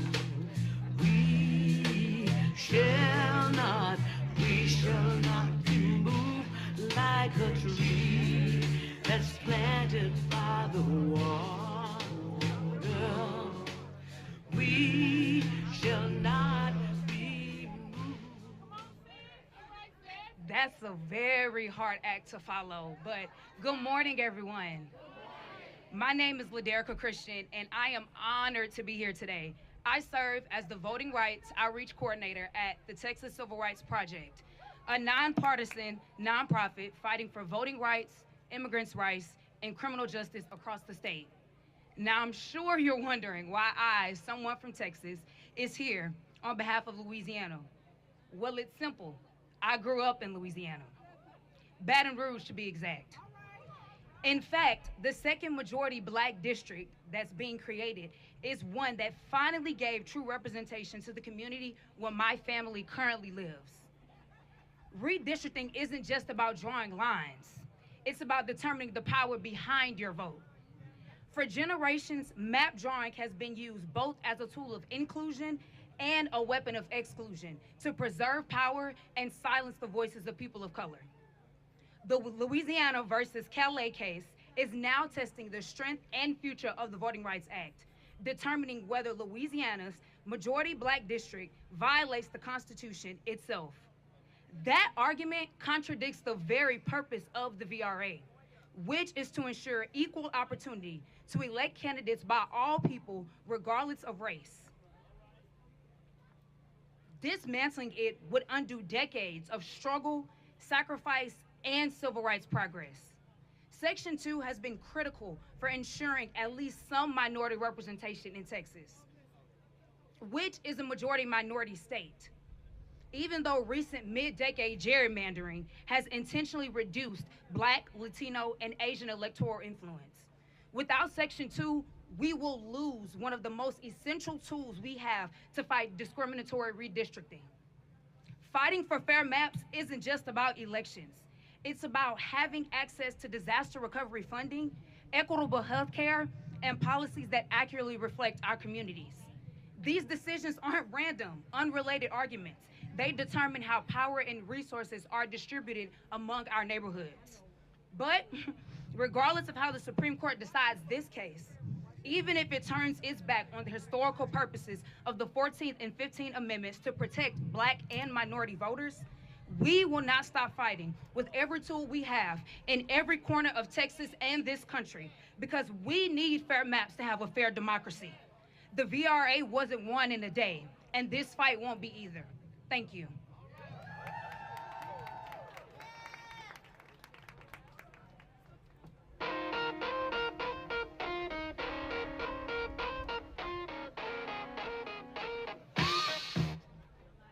Good morning, everyone. Good morning, everyone. My name is Amr Badat, and I'm proud to be here today on behalf of Fair Fight Action. I'm proud to be here today from Jackson, Mississippi. Where my Mississippi folks at? There we go. Mississippi's here to fight. The South is here to fight. I'm proud to be here today alongside every one of you who still believes that in a democracy, every voice counts and every vote counts. We stand here today on the steps of the U.S. Supreme Court at a defining moment in our democracy. Right now, inside the building behind me, the justices are hearing arguments about whether Section 2 of the Voting Rights Act, the most prominent and transformational piece of legislation this country has ever enacted, is constitutional. Whether it will continue to protect the voices of Black voters and voters of color around this country. And let's be clear, this fight didn't begin in Washington. It didn't begin at the Supreme Court. This fight began in 1619, when the first enslaved people were brought to the land that we sit on today. This fight continued through the fight against slavery. It continued through the Civil War, the fight for Reconstruction, the fight against Jim Crow. It continued through the fight for the Voting Rights Act, and it continued in Louisiana, where Black Louisianans organized, mobilized. They refused to be ignored. They told their stories in the legislature. They stood up in court, and they won. Through their courage and persistence, they secured a second Black majority congressional district. A district that reflects the truth of Louisiana, that Black people are vital, a powerful part of its past, present, and future. And their victory lit a spark. Today, we are here to carry that fight forward, because that struggle that started in Louisiana is the struggle to defend democracy itself. Section 2 was written to remedy the racial discrimination that still exists in this country today, not just the injustices of the past, but the barriers that persist right now in how maps are drawn and whose votes are heard. Yet the plaintiffs in the state of Louisiana are in there right now in the courtroom arguing, trying to convince the court to twist our Constitution into something unrecognizable. They're claiming that protecting Black voters violates the Reconstruction Amendments, the very amendments that were meant to protect Black people in this country. That's not just wrong, it's an extreme perversion of the 14th and 15th Amendments, which were born out of the ashes of the Civil War to secure freedom and political power for everyone in this country. Our brothers and sisters in Louisiana started this fight, and now we must continue it. So today, as the justices are hearing from arguments from lawyers inside, let them also hear from us out here. Yeah. We will not back down. Yeah. Let me hear you say it. We will not back down. We are here to tell this court and this country, we will not stand for a gutting of Section 2. We will pour into the streets to protect Black political power. We will rally across the South, from Louisiana to Mississippi to Alabama to Georgia and across this nation, to defend our democracy. Because this fight didn't start in Washington, and it won't end here. This fight will continue. It started with the people, with Black Louisianans who refuse to be silenced, and it will continue with all of us out here and all of us around the country who still believe that the right to vote is sacred and non-negotiable. So let our voices rise higher than the marble columns behind me. Let the justices hear the sound of a people who will not go back. And let the world know we will defend Section 2. Let me hear you say it. We will defend Section 2. We will defend black political power. And we will defend our democracy. Thank you.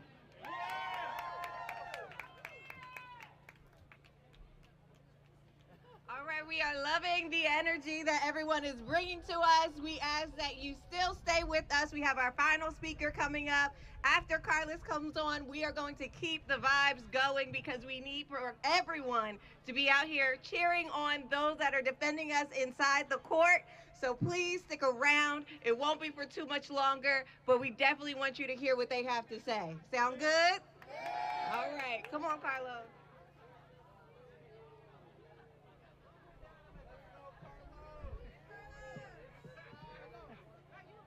Good, is it morning? Yeah, it's still morning. Good morning, everyone. My name is Carlos Polar Jr. I was born and raised in Louisiana, and I stand here today on behalf of a rising generation who want to know our state is one where we can stay and thrive. A generation of Louisianians who want to know that we won't grow to have fewer rights than the generations before us. Generations who fought for our futures, fought for our freedom, who fought for the Voting Rights Act, and the hope of a true multiracial democracy. In Calais, opponents of Louisiana's map do not only aim to overturn it, they now seek to pit critical civil rights protections against one another, claiming that attempting to address racial discrimination under Section 2 of the Voting Rights Act is itself discriminatory and violates the 14th and 15th Amendments, the very constitutional provisions adopted in the wake of the Civil War to protect against discrimination in voting. Now that my state's leaders have abandoned their commitment to defend our congressional map and my rights as a black voter, we are here because a group of 9 black Louisiana voters and 2 civil rights groups are holding the line for a fair map in Louisiana and the promise of a Voting Rights Act nationwide. Yeah. Dr. Press Robinson, Bishop Edwin Renee Soule, Reverend Clee Ernest Lowe, Edgar Cage, Martha Davis, Commissioner Devontae Lewis, Dr. Dorothy Nairn, Ambrose Sims, Dr. Alice Washington, the NAACP, Louisiana State Conference, and the Power Coalition for Equity and Justice. They are the Robertson interveners, many who are here today. We rally with them today because fair maps are the foundation of fair representation. Fair maps are the tool that ensure we are a true democracy where the will of the people, not the power of a few, determines our future. This is our generation's civil rights fight. Fair maps determine whether we will inherit a democracy that values every voice or one that silences you before you ever get started. And I will not be silenced. Thank you all.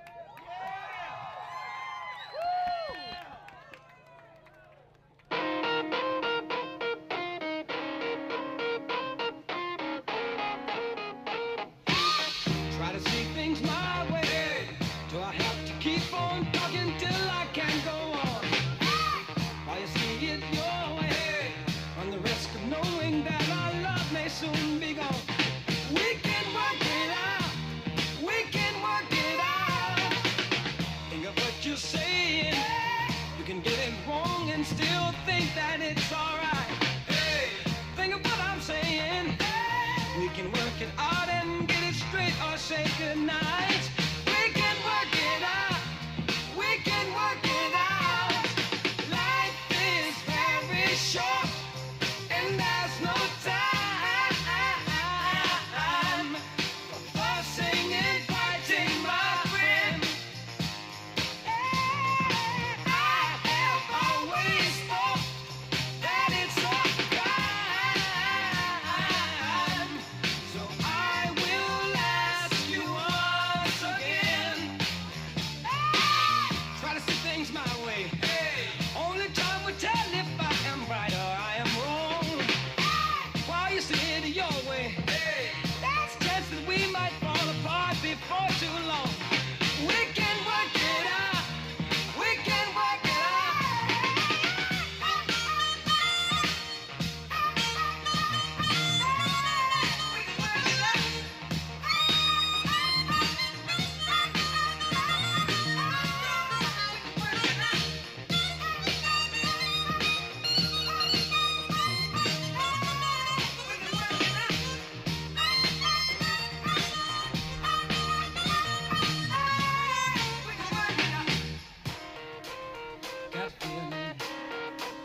yeah. Hey. Work it out with me, baby. Work it out with me, baby. Just in my way. Only time will tell if I'm right or I am wrong. Hey. Why you shake your way? There's a chance that we might fall apart before too long. We can work it out. We can work it out. Think of what you're saying. You can get it wrong. I still think that it's alright. Think of what I'm saying. We can work it out or get it straight or say goodnight. We can work it out.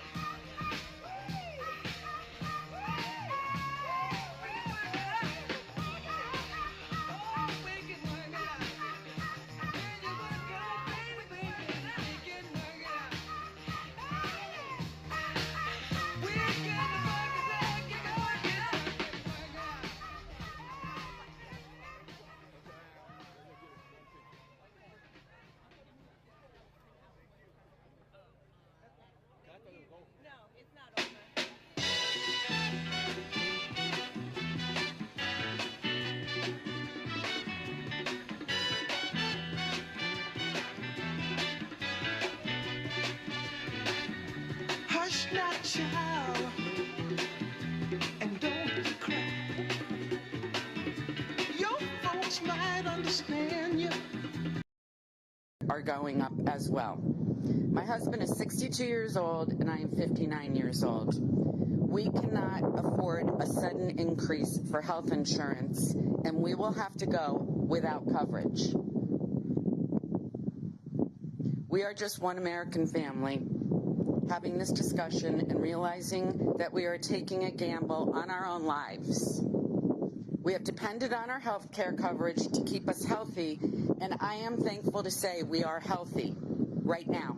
By forcing us to go without health insurance, Republicans will steal the good health from us that we currently have. Instead of working with Democrats to find a solution, Republicans have shut down the government and fled D.C. I am requesting, pleading, and now demanding that Republicans do their jobs and protect the millions of Americans like me who rely on the Affordable Care Act. Thank you. I will now yield to Jonna.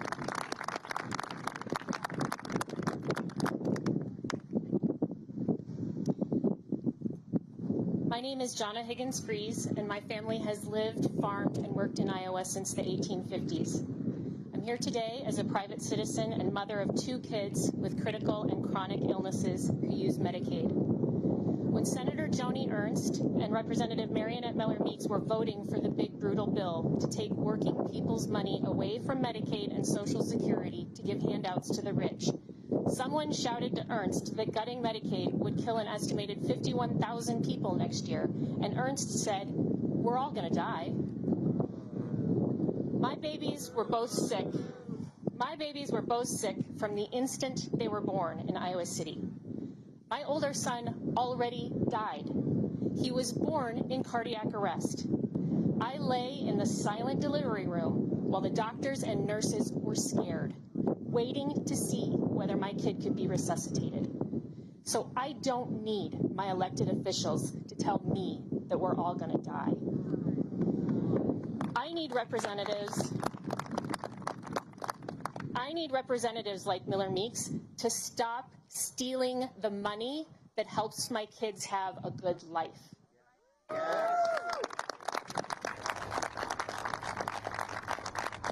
To Representative Marionette Miller-Meeks, who said hell will freeze over before she holds a public town hall or agrees to meet with me and tell me to my face that my kids should just die, I say, you took an oath as a physician to do no harm. But you have shut down the government because you refuse to make sure people can go to the doctor and get their medications. I haven't slept through the night in months. I wake up terrified about a lot of things this regime is doing that hurt the people I love, including how my family can live with these Medicaid cuts. There are 600 100,000 other Iowans just like me who can't live without Medicaid. That's nearly 1 in 5 Iowans. And many of them don't even know they're on Medicaid because it's been privatized and called Molina, Iowa Total Care, or WellPoint. Or they just know they're on a waiver and they don't even know that's Medicaid. For our kids, Medicaid pays for health insurance and health care as a backup to our private insurance. Medicaid pays for prescriptions. Medicaid also pays for respite care. The state agrees that one of my kids needs 17 to 24 hours of care a day. For the first 9 years, my family, including our neighbors, did that on our own. Then, after 3 years on the waiting list, we started using respite through Medicaid, and the respite workers would take my son to the River Bandits game with Nana and Grandpa, feed him and give him his meds, or play Uno with him. And we could better care for our younger son, or just sit down a minute without worrying about meds and feedings every single second.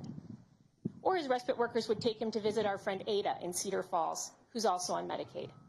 Ada is 26. She's nonverbal, requires help with toileting, constant monitoring for seizures, and assistance with movement. What's going to happen to Ada and her family as these cuts kick in? Now, my son is living in a group home, which has been so good for him and for us. And already, before the cuts, there's an 8-year wait list to get Medicaid that supports housing. After the cuts, who knows? I did 2 years of AmeriCorps National Service, and my father and grandparents served in the military in World War II to defend government of, by, and for the people, not a government of, by, and for the billionaires. Right.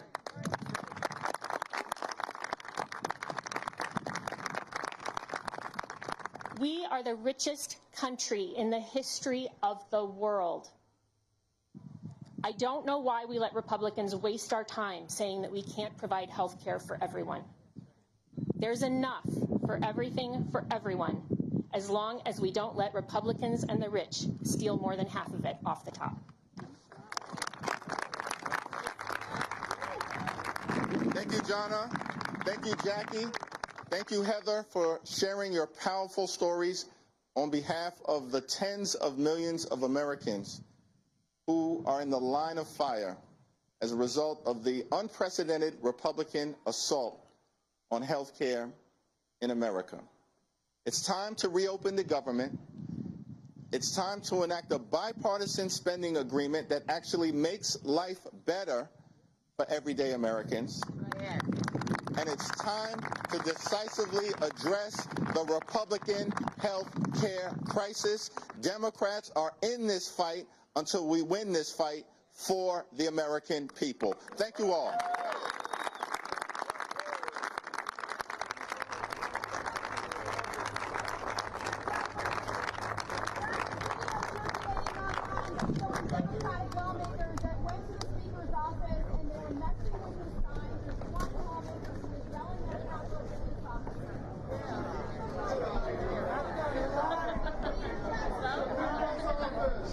That's the people's office.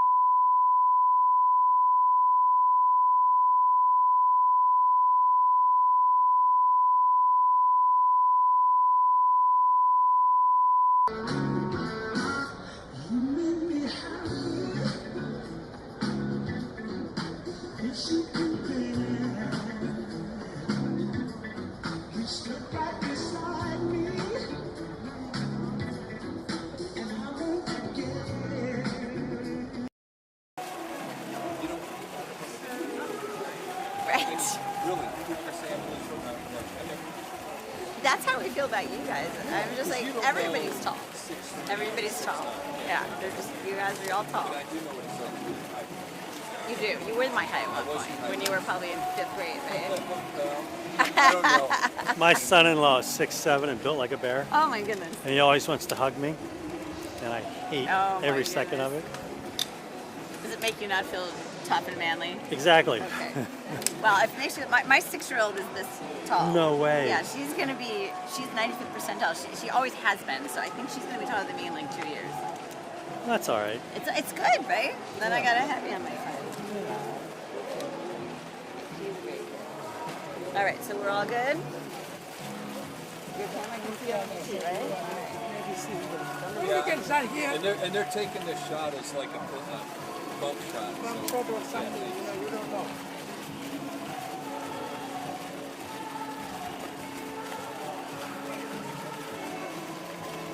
Cliff, what you been up to? I was photo editing at You RFA. said that, yeah. Then one day we weren't. I know. So you were like freelancing for them? That was a contract job. Contract, yeah. But it was partial hours, which I really liked. Good, good. I got to tell you this. We think we're affecting people. We think we're doing good. We make a difference. At RFA, I knew I was making a difference. Because they're, Vietnam, Cambodia, North Korea, pumping news in. So they're gone now, right? Well, no, there's still the website, and there's still some feeds into some of those countries, but they're operating on a really thin budget. I think it's more a labor of love. Yeah. So criminal.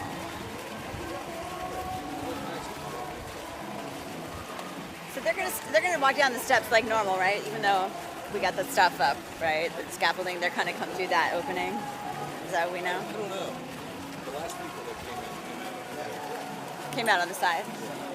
Yeah, that's what I was wondering, because I've seen them do that at other moments when they've had work going on. You okay? Only thing is, if they come that way, I just pan a little bit. I might kneel down when they come out. Yeah, you guys just tell us if you need us to move. We will move. Oh, she You were doesn't here speak first. for me. She doesn't speak for Oh, me. but I'm gonna make you move. So how old? 6 years old? She's 6. Huh? She's 6, yeah. Such a great age. It is a great age. We're having a lot of fun. They realize that they can say no. This is her. No way. Yeah, isn't she so cute? Oh my She's a God. little blondie. Where'd that come from? No one knows. Yeah. That is awesome. No, she's like a teenager though. She's like. Well, my dad was brown. Everybody in his family's brown hair. My brother's brown hair. My mom, bright, flaming red. Oh, wow. My sister got red. Somehow I got blonde. Weird. Weird stuff. So I think maybe my father was not my father.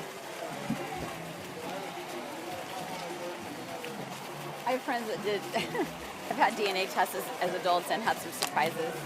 I'm waiting. We did the DNA of the 23andMe. Yeah. And my father was stationed to the Philippines, Clark Air Force Base. Okay. Right outside of Clark Air Force Base is Angel City, where all the angels are. Okay, You got got it. my Those drift? kind of angels, yeah. So we were supposed to move over there. They packed the house and everything. He calls us the last minute and he says, "No, it's too dangerous. Don't come." I think there's another family. Oh my gosh. And I'm okay with it. But I keep waiting. Oh my god. Oh, well, at least you're prepared, right? Yeah. Oh, it won't upset me. It'll kind of confirm what I've believed for ever. My best friend has 3 siblings, one of which is much younger than the others. And everybody always suspected, he's not from the, well, they did the test. He's not. He's from like the mom's best friend. This is Boots on it. My girlfriend line dances 5 nights a week. Wow. This is a dance from Atlanta. Okay. You have a big fan. And there's certain parts where you. Okay. So I'm going to have to move that mic. That's going to be in front of their face. For the fans? I'm just going to do it. Alright, I'm gonna go get a shot over there. Take my spot. I was gonna.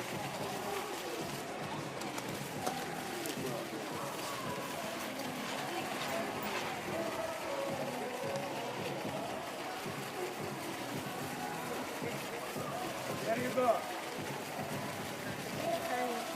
Yep.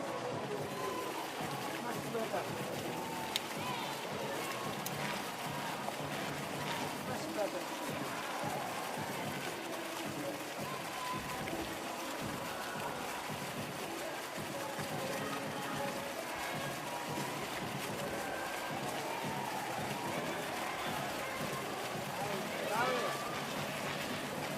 Everybody should dance like this every day. Not me.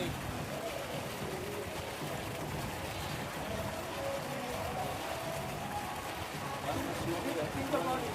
Every day morning, all Americans do 10 minutes. Every day morning.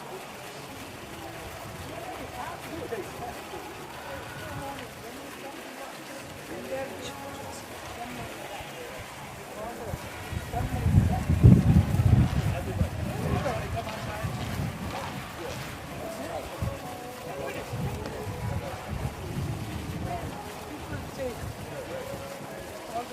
Is somebody from the team listening to the arguments? If I have them done, You can actually listen to it on the website or on your phone. I don't know if anybody's offhand.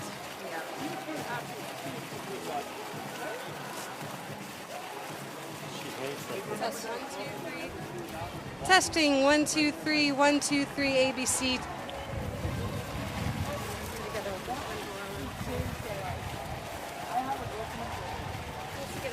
You might just watch it out.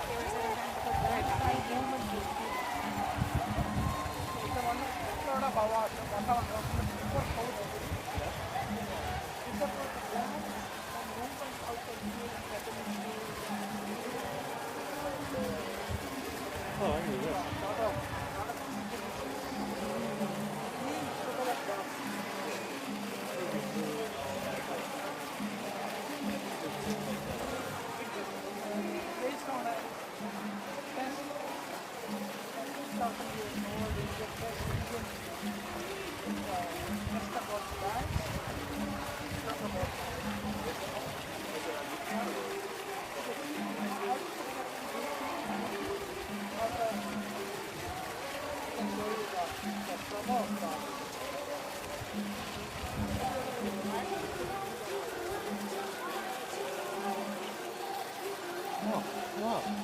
You got it? Just walking back, walking by yourself.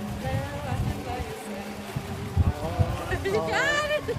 This is like 2009. I'm surprised you still have a dance. My girlfriend line dances almost every night of the week. That's So muscle memory. I Huh? know like 4 dances.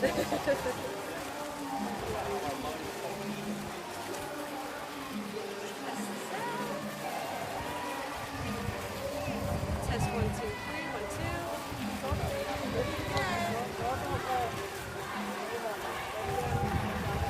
Were you able to find the website?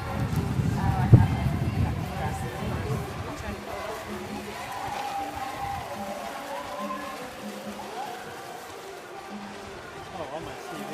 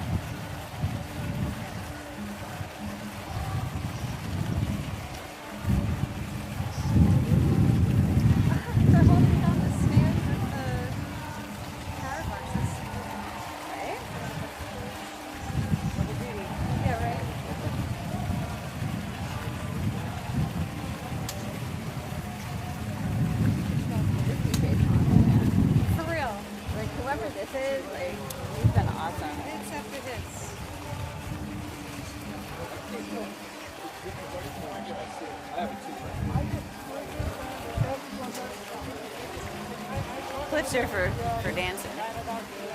So you don't go line dancing with your girlfriend? You do go. Of course. Sometimes I skip Monday. You go 4 days a week? She wants that. No, we go 5 right now. Wow. And okay. Monday is just like lessons of an American Legion. Okay. I gotta tell you, first time I saw line dancing was 1992. Okay. We were in Little Rock covering Clinton campaign, and some of us photographers, some agents, some people from the press office, would go out on Saturday nights. So this agent finds a place called BJ's Star-Studded Honky Tonk. Oh, awesome. Pay $20 lifetime membership. They stay open till 5:30. They serve alcohol till 5 a.m. The dance floor held over 1,200 people. 7 bars around the place. So the first night we go there, there's like 300 people doing a line dance. And That it was sounds like fun. Yeah. But the best part was every hour, on the hour, they did the hokey pokey. So you've been drinking, you're in a group with your friends. So it's not like a formal thing, it's just like you come, you line dance, you leave when you want. Oh yeah, yeah. That's great. There's no line dancing couples. Well, there's couples. Yeah. Cool. So yeah, we go. Tonight's the big dance.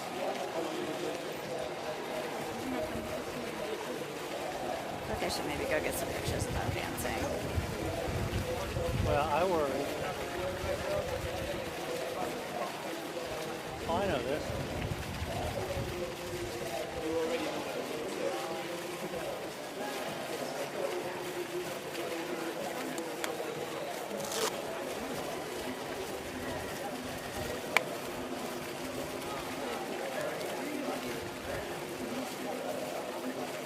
Who are you shooting for today? LDF. LDF, the ones who are arguing this. Yeah, it turns out the nonprofits pay a hell of a lot more than we do. Oh, yeah. And you know what? First few, I was like, this feels weird, but you know, it's really great. It's been really, really great to work for organizations that are fighting back right now. Yeah. It feels really good. That's all I do. So I'm shooting for the ACLU on Saturday, and oh, sweet. I love them. They're one of my favorites. But like, you know, these groups that are like, no, don't do this, you know. I don't know if dancing goes with protesting.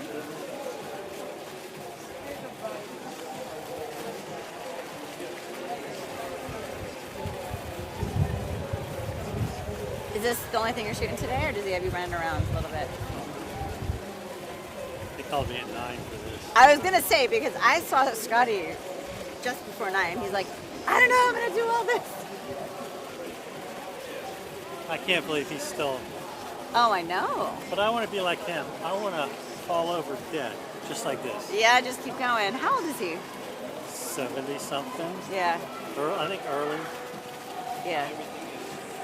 He's still, you know, it's probably keeping him spry though, and moving around like Ask that. Scotty about playing drums as a backup band for really big names. What do you mean? Like his second career? His first. Is that what he did? Oh, you're saying ask him about this. Ask him about For it. who? He'll No, tell you gotta tell me. I'm not gonna tell You gotta tell me. That's awesome. That makes me respect him even more. Yes.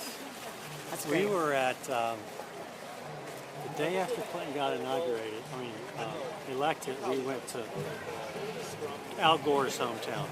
So they had risers over there for local, here for us. So we're on the lower level, upper levels TV cameras, and they were playing the best Motown music. Yeah. So Scotty starts. Nice. And he says, "Come on, boys." So we're all doing, matching him. And we did it like for 2 songs.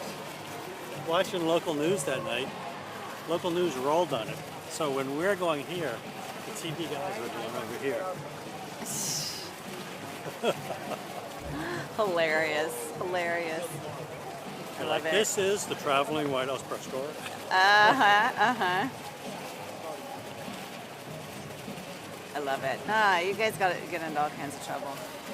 Back then. Back I don't then. think today you can. No, not today. Today you're fighting to even just be in the press corps. Especially AP, right? No comment. It's going to be interesting to see what happens at...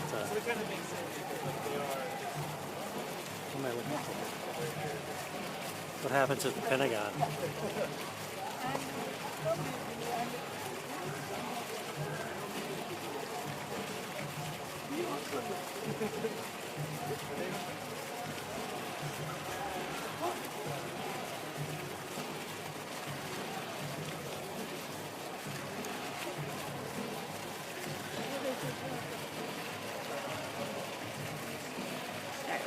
Start listening to arguments.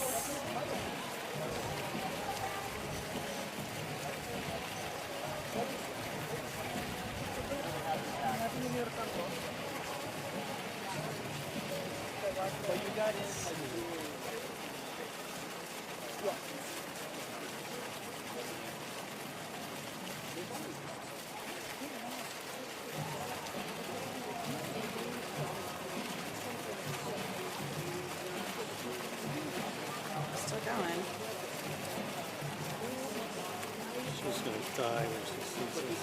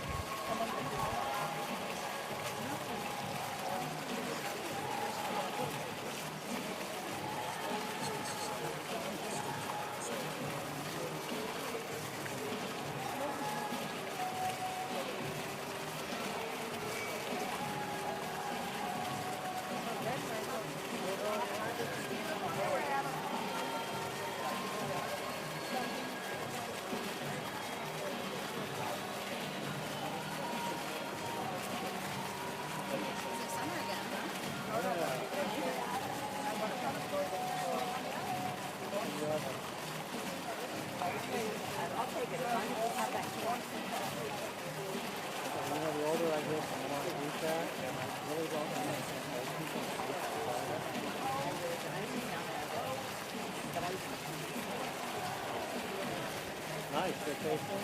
No. Remember Amanda Blizzard? Yeah. Oh. Yeah. So sweet. It was very Which team? ¿Es morada? It is. We're going to go for it together. Yeah. We go there once a week, once a year.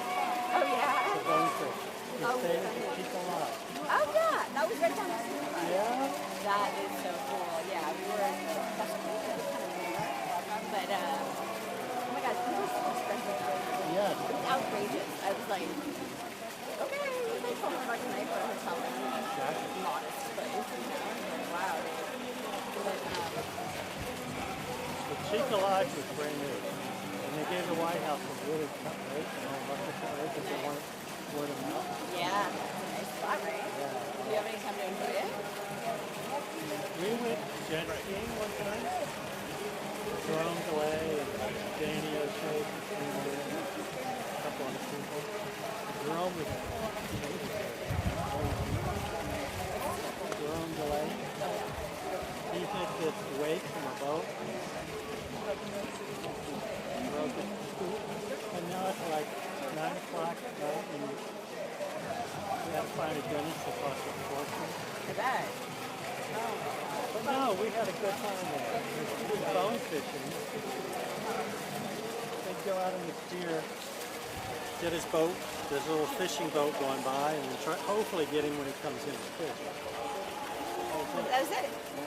Those are the best, right? Because you're like, there's nothing I can do. And it's not like when they go golfing and you're stuck in that stupid little, like, strip mall. He wanted to take the thing. Of course you did. When we go off, it's in the bunker and play golf course. We were on the first tee and we tee off over our flag. With a little dip. He just thought it was the best thing. And you probably did too, so you probably got a great spot. And then we do the 9th putt, the 18th.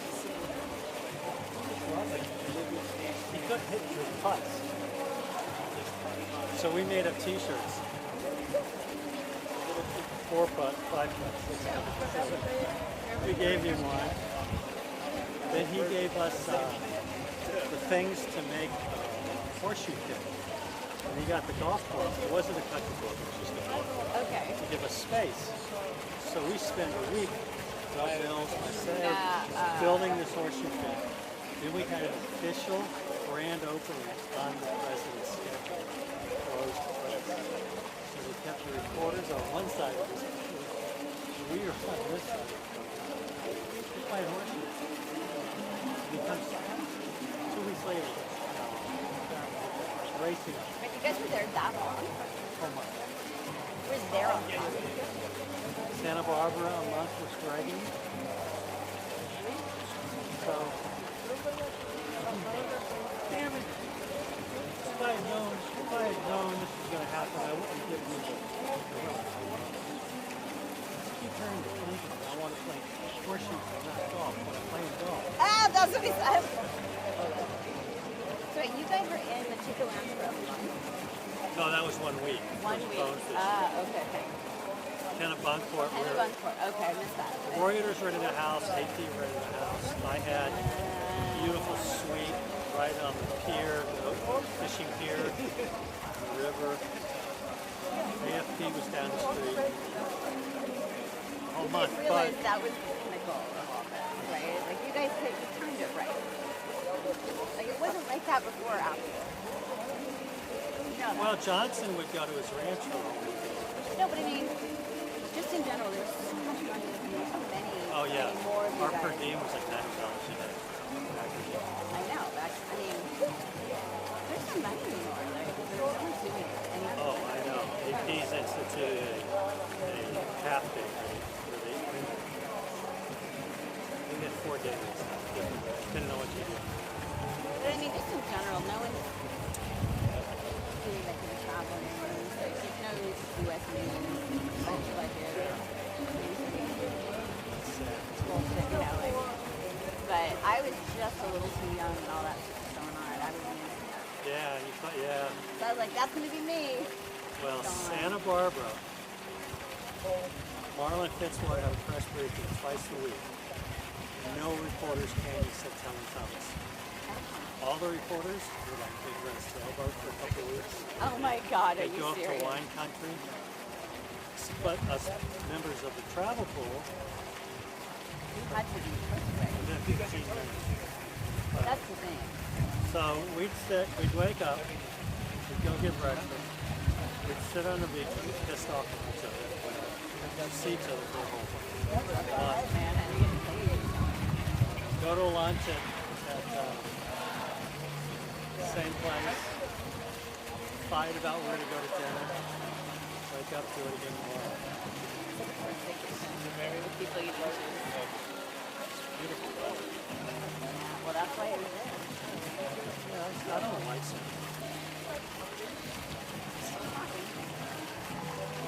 You don't like Santa Barbara? On an expensive one? Oh, yeah, it's expensive. But there's really nothing there. Yeah. We used to go to the Grill at Montecito, which is a stone jazz bar, restaurant. Star, Rudy inside. Jackson Brown was always sitting over in the corner. You know Mike Sargent? How about Michael Jackson? Never left the band, right? He You know Mike Sargent? I know. So he was AFP. So we go in one night to the dinner. We sit there, 4 of us at the table. And Michael's here, Doug's here, and there's a table where the chairs are this far apart. The back of that chair is back here. And there were 3 guys sitting next to each other. Mike Sargent said, it's loud, he said, I hear Tom Cruise is going to be here tonight. And Doug Mills.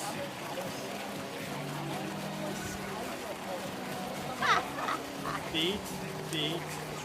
Tom Cruise leans back on his chair, leans it all the way back, gets his head right next to Mike's and says, yeah, I'm here. Oh, I love it. That's so great. So great. How did I say that? But Tom Cruise made everybody laugh. I did that same thing. I grew up in LA, right? Oh. And so you see people all over. So I was never going to a Lakers game like that. And remember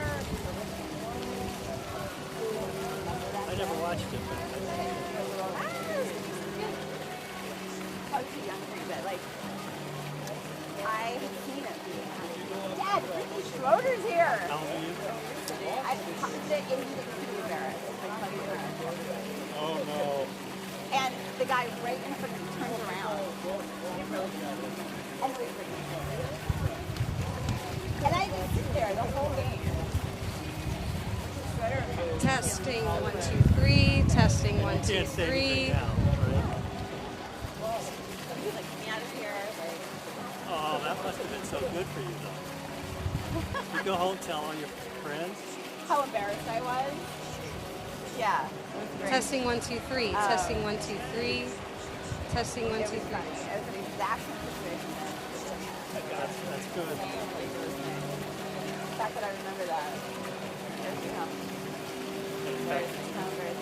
So now you Hi, test 1, 2, 1, 2. Test.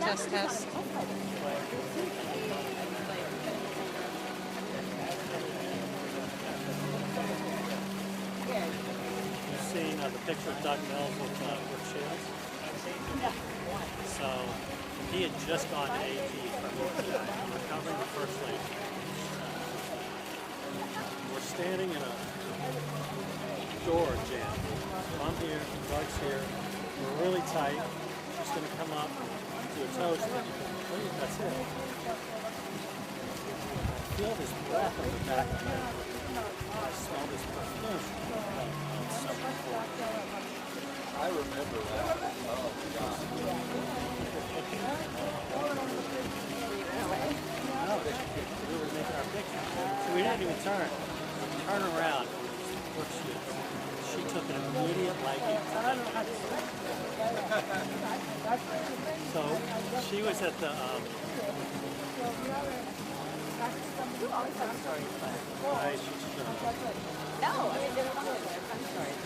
She was at the Correspondence Dinner a couple of years ago. She might have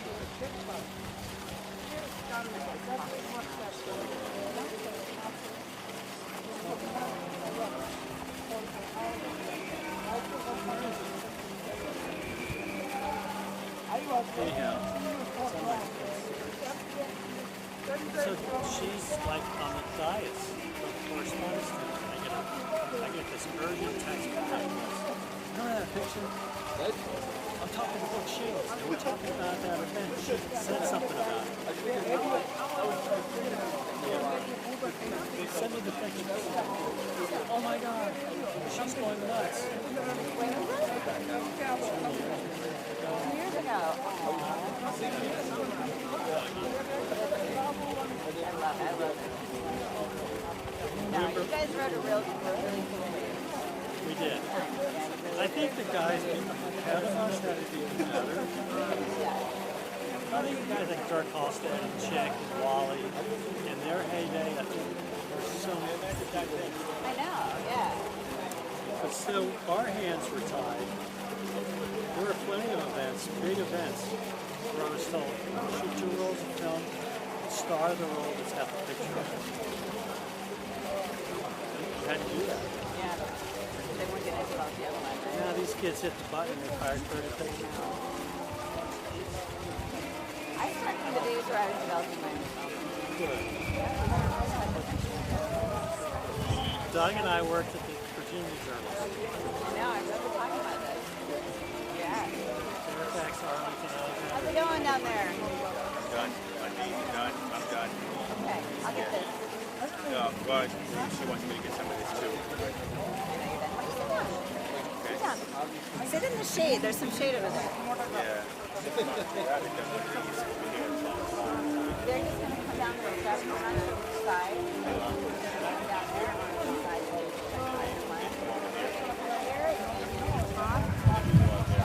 Yep.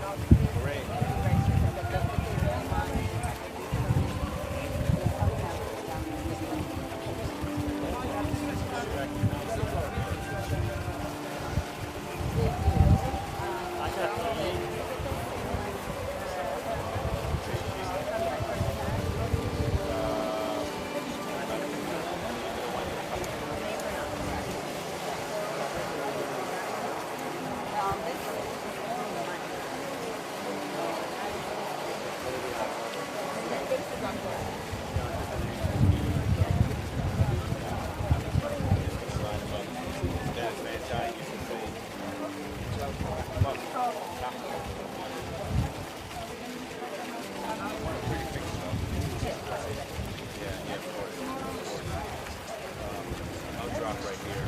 Yeah, I'm here and Cliff's here. Okay. So yeah, I'll drop us. Now spot's probably open next to it.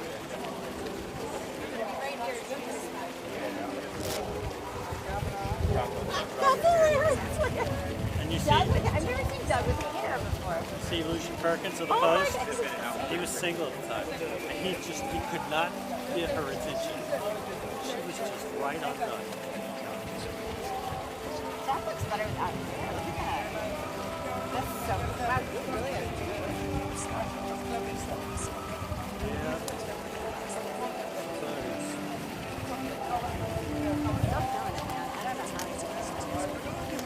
It's like you don't want to give it up. Look out.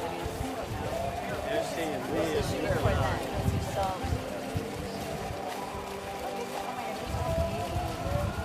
Look at you, both these guys. We were in our 20s. Who is he looking for then? UPI. UPI. Their staff. So why are we going to? He moved like a year after I joined.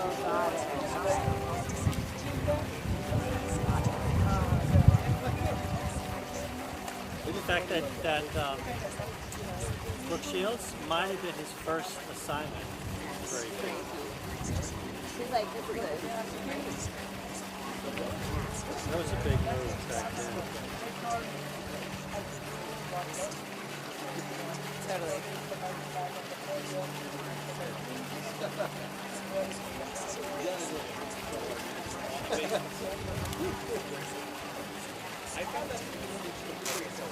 How you doing, Francis? You've been really humping it all morning.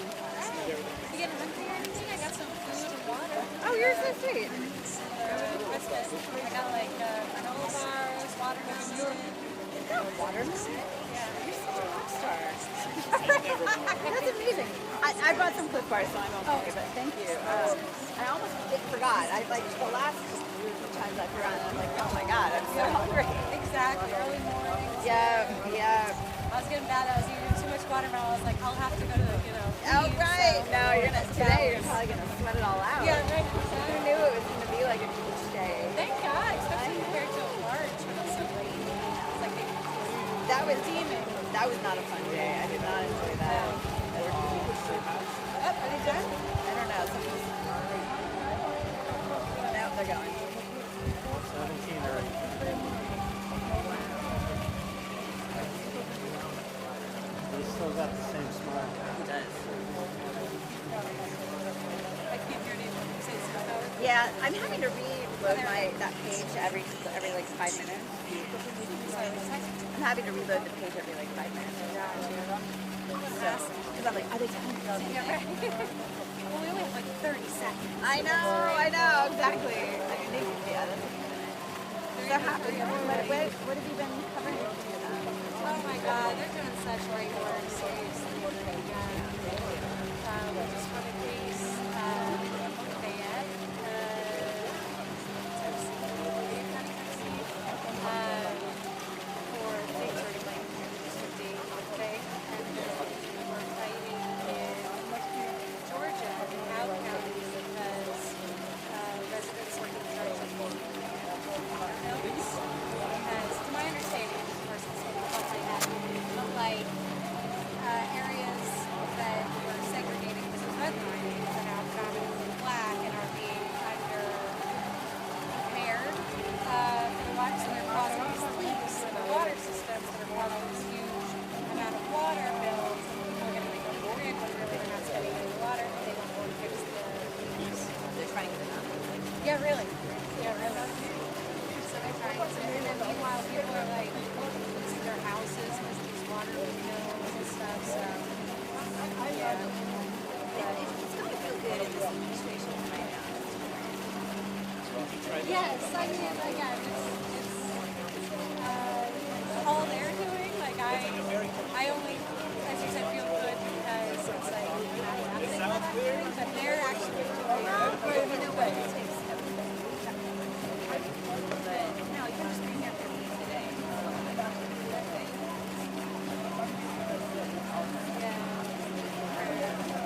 It's nice being around like-minded people who are fighting for cause.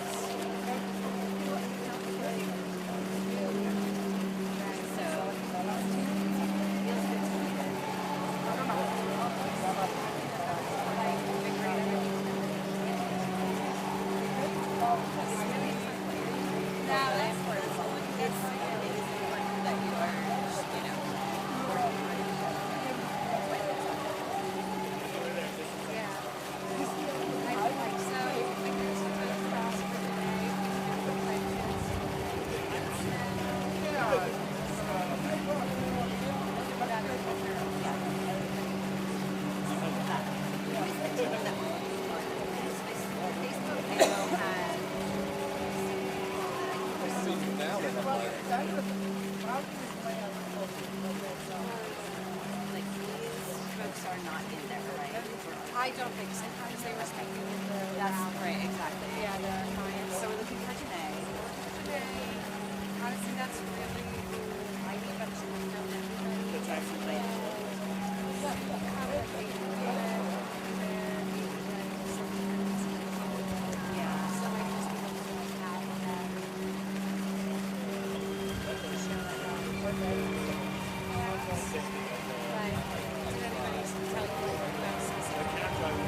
No, I just got what you have.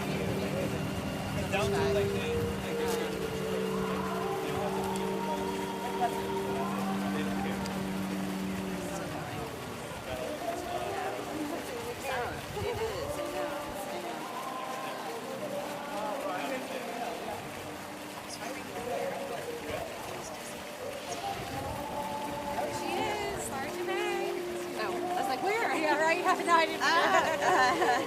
Right behind you. Yes.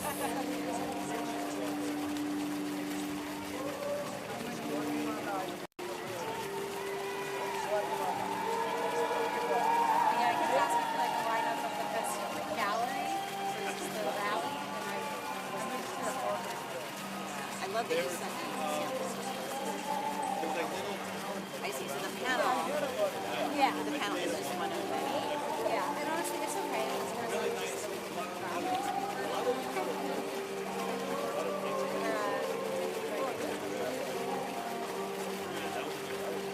Yeah, but then how like you're the other side, unfortunately, it's like call into these spot.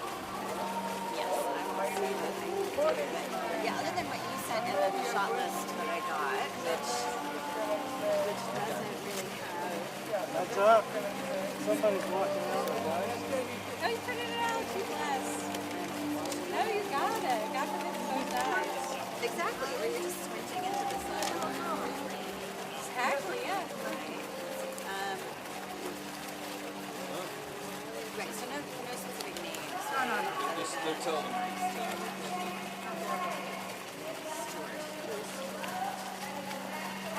He's white. He's like, I can point him out. He'll probably be attached to the face. Okay.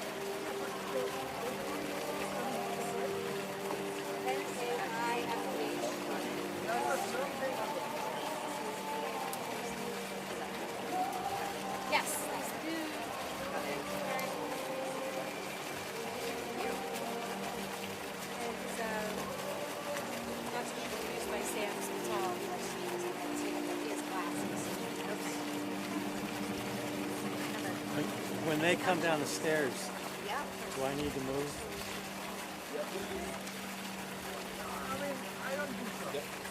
I need to be able to shoot them. Yeah, okay. I'll go down. Normally I bring a stool. So do I. In front of me for I don't know where it is. I just moved and I'm still trying to find most of my stuff. She's considered a formal holiness. Okay. She's the only woman. It's not too many. She's lighter skinned than I, and she has curly hair. Okay. Yeah.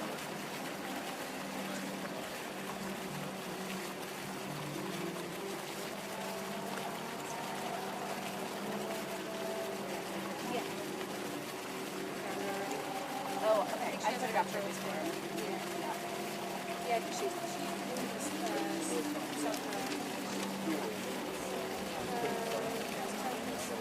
okay, so it sounds like we're still going to keep press afterwards. I think this is it, right? Oh, they're coming out? Oh, perfect.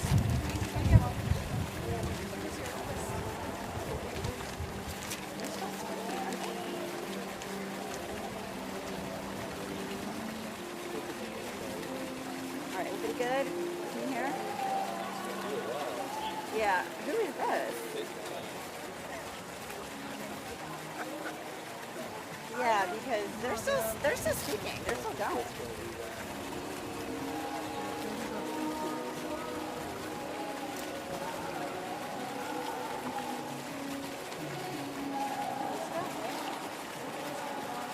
Is it?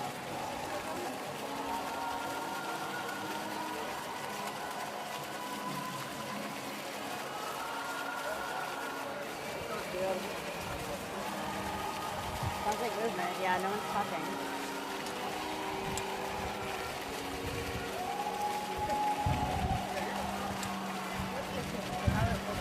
He ain't going anywhere else. He's done.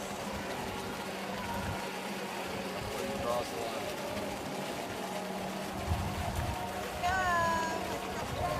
Okay. Maybe it's okay.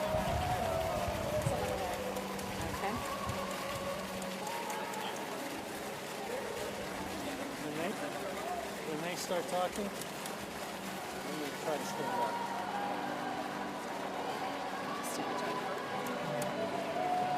It's good?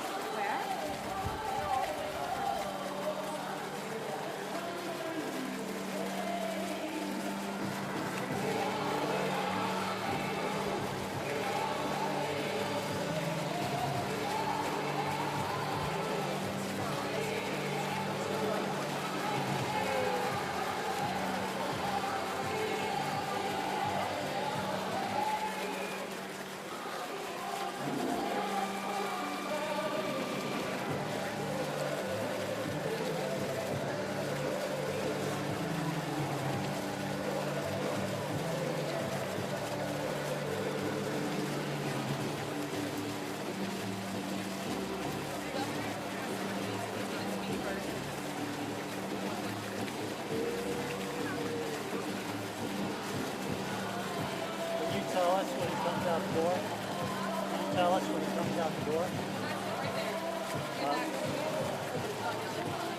Right here? All right, thank you.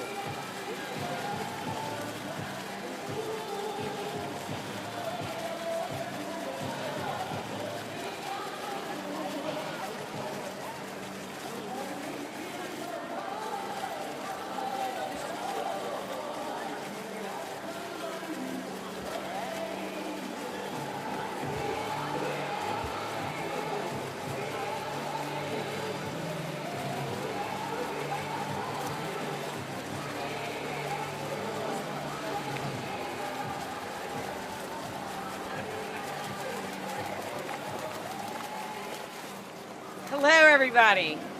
We thought we'd be out in the morning, but now it's afternoon, and I think that just illustrates that the court is very engaged on this issue.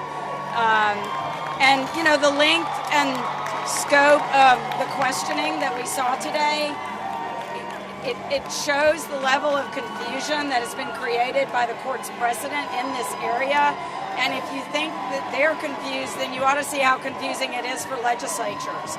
So we've said all along the court needs to clarify its precedent, and it needs to create a workable system for legislatures to be able to do their jobs and comply with the Constitution, and to draw maps that can have predictability and stability for our states in their congressional representation. That's not what's been happening with the jurisprudence in this area, and so whatever they do, we hope that it will result in better clarity and better instructions for legislatures. I'm going to let my Solicitor General make a couple of comments as well about his thoughts on the argument. You know, it's a long day. We've had collectively 4.5 hours of argument across this whole case, and we're looking to, hopefully we'll see some results sooner rather than later. Thank you to the Attorney General. My name is Benjamin Aguinaga. I serve as Solicitor General of Louisiana. I think what you heard and saw today in the courtroom was a bench that was fully aware of the difficulties that the states have been in under the court's voting precedents. If you know Louisiana's story, you know that for the past couple of years, we have been struggling to find a map, a congressional map that satisfies the court's precedents. It's been extremely difficult. We argued it once earlier this year. We're back here. And what I told the court at the podium is, look, at the end of the day, we really need clarity. The states need clarity on how they're supposed to comply with the Voting Rights Act and with the Equal Protection Clause. I think at the end of the day, that's what we're hoping the court will give us. And the court was extremely engaged. I mean, a 2.5-hour argument these days is almost unheard of. So we're very grateful to the court for the time that it gave us and the ability it gave us to express, you know, our concerns with the jurisprudence and how we think we can make it better. Any questions before we? What do you hope are the broader implications of the court's ruling in this case? Well, every time they handle a Voting Rights Act case, it has enormous implications across the country, and we're talking about congressional representation. You know, we've been mired in litigation over our congressional maps, not just during this decade, but since the 1990s. So, you know, we think the court needs to clarify its own rulings and make some sense of them. And what we heard today is that that's really hard, even for them. The question. I know you said race should play no part in drawing these lines, but without those considerations, Louisiana, a state where 1/3 of the population is black, only had 1 out of 6 majority-minority districts. Do you see that as fair? So we've said all along that you have to look at how the population is distributed and look at how maps can be done legally and constitutionally. And that was the basis on which we defended the first map that we drew that was part of the Robinson litigation. And so, you know, I think that we've been over and over this argument about proportionality. Proportionality is not the test. And so, you know, I think we are all bound by the rules that apply. And the court has made that even more difficult with confusing precedent on telling legislatures what they can and cannot do. Milligan was the most recent case, not counting the Charleston County case. The Milligan case basically said you can think about race, but you can't think about it too much. That is not a workable standard. Our legislature passed a map that had been pre-cleared twice by the Justice Department and had been largely implemented after lengthy litigation involving prior maps where we did try and draw another majority-minority map that was struck down by the courts. So, you know, our legislature has been acting in good faith, not just this decade, but for decades past, in trying to comply both with the Voting Rights Act and with this court's jurisprudence. It is an impossible task. And so, you know, they need to fix this. This is real, you know, the job is clear from our standpoint that the court needs to fix this because we think the court is what's broken the process to begin with. Good? You mentioned you don't feel Milligan's a workable standard, but obviously that decision just 2 years ago. Do you see any hurdles in trying to get the justice to reconsider a decision that was so recently handed down?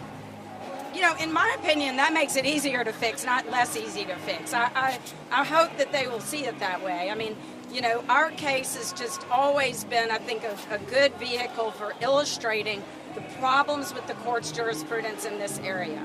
Our legislature has, in good faith, tried to comply, not just this time or the last time, but for decades. And, you know, so they are the ones that have to struggle with making sense out of some very vague terms and very vague tests that have been created that just ensure that we are going to be bogged down in litigation no matter what we do. We are damned if we do, we are damned if we don't, and that's what our case illustrates. I just want to switch gears a little bit. Has an appearance date been set for Derrick Rose? I don't think his arraignment has been scheduled yet. And I'm expecting it, I'm not promising, but I'm expecting that it will likely be a remote arraignment from Angola. What about the other 10 states? They've already been arraigned. And he's been charged, and we expect there to be an upgrade in those charges, but he has been charged, he just hasn't been arraigned. He was charged in absentia.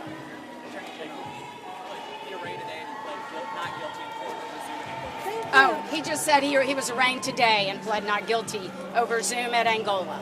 So it happened while we were in court. Yeah. Good? All right, thank y'all very much.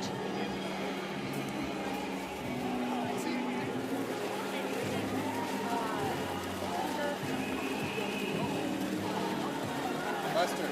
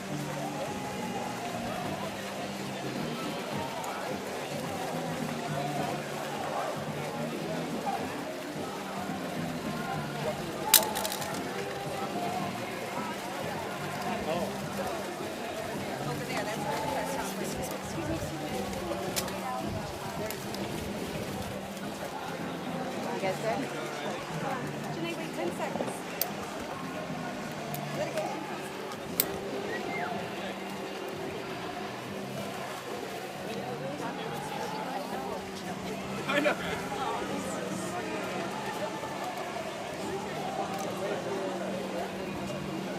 Gotta get Leah. Leah.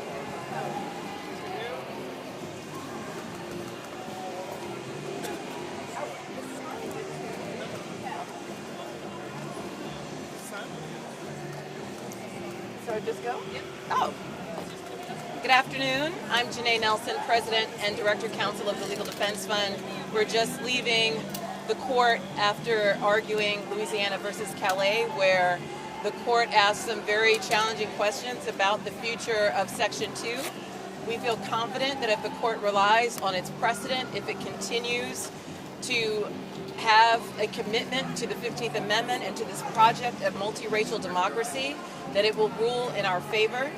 There has been no change in conditions or the law since it decided Allen versus Milligan a mere 28 months ago, where the court reaffirmed the constitutionality of Section 2, where the court rejected many of the specious arguments that our opponents have asserted on this second argument of the case. And so we feel very confident that the law is absolutely on our side. I want to take a moment, though, to thank our plaintiffs who have continued this fight, this battle, not only for fair congressional maps in the state of Louisiana, but fair legislative maps, fair judicial maps. It takes the will and spirit and courage of everyday people and voters to put themselves on the line, to commit themselves to often a very long and protracted project of ensuring our democracy. And while we are fighting for the rights for Black voters in Louisiana and across the country to have an equal opportunity to participate in our electoral process, that win is a win for democracy. It is a win for all Americans. It is a win for the rule of law. And that is why we fight, because we believe in the future of this country, and we believe that Black people have a right to be part of it and to self-determine who will represent them and to be part of the future of this country. And that is what Section 2 of the Voting Rights Act secures, and I'm happy to take your questions. Yes.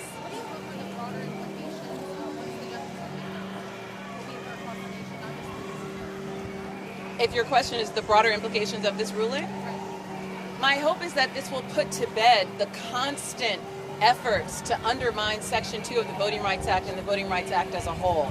There are constant challenges to its constitutionality. There are ways in which those states who are recalcitrant and do not want to abide by the Constitution try to litigate every factor of Section 2 and of our voting rights jurisprudence. I hope that the court writes a decision that is firm, that is airtight, and that forecloses any future challenges on those lines.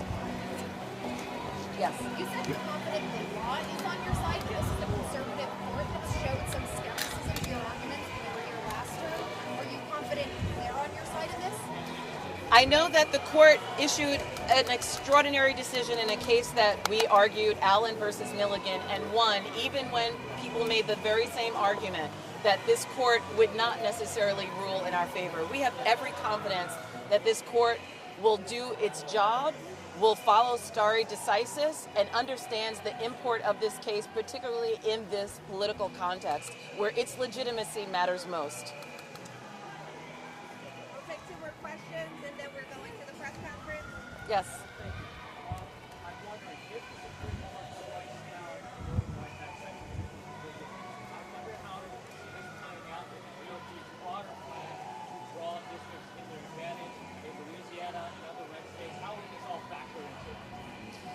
Well, we're a nonpartisan organization. We bring this case on behalf of voters regardless of who they vote for or what party they may or may not be affiliated with. What we care about is the right of every person to be able to vote without dilution, without discrimination, and that is our primary concern. We are not concerned with the objectives of political parties.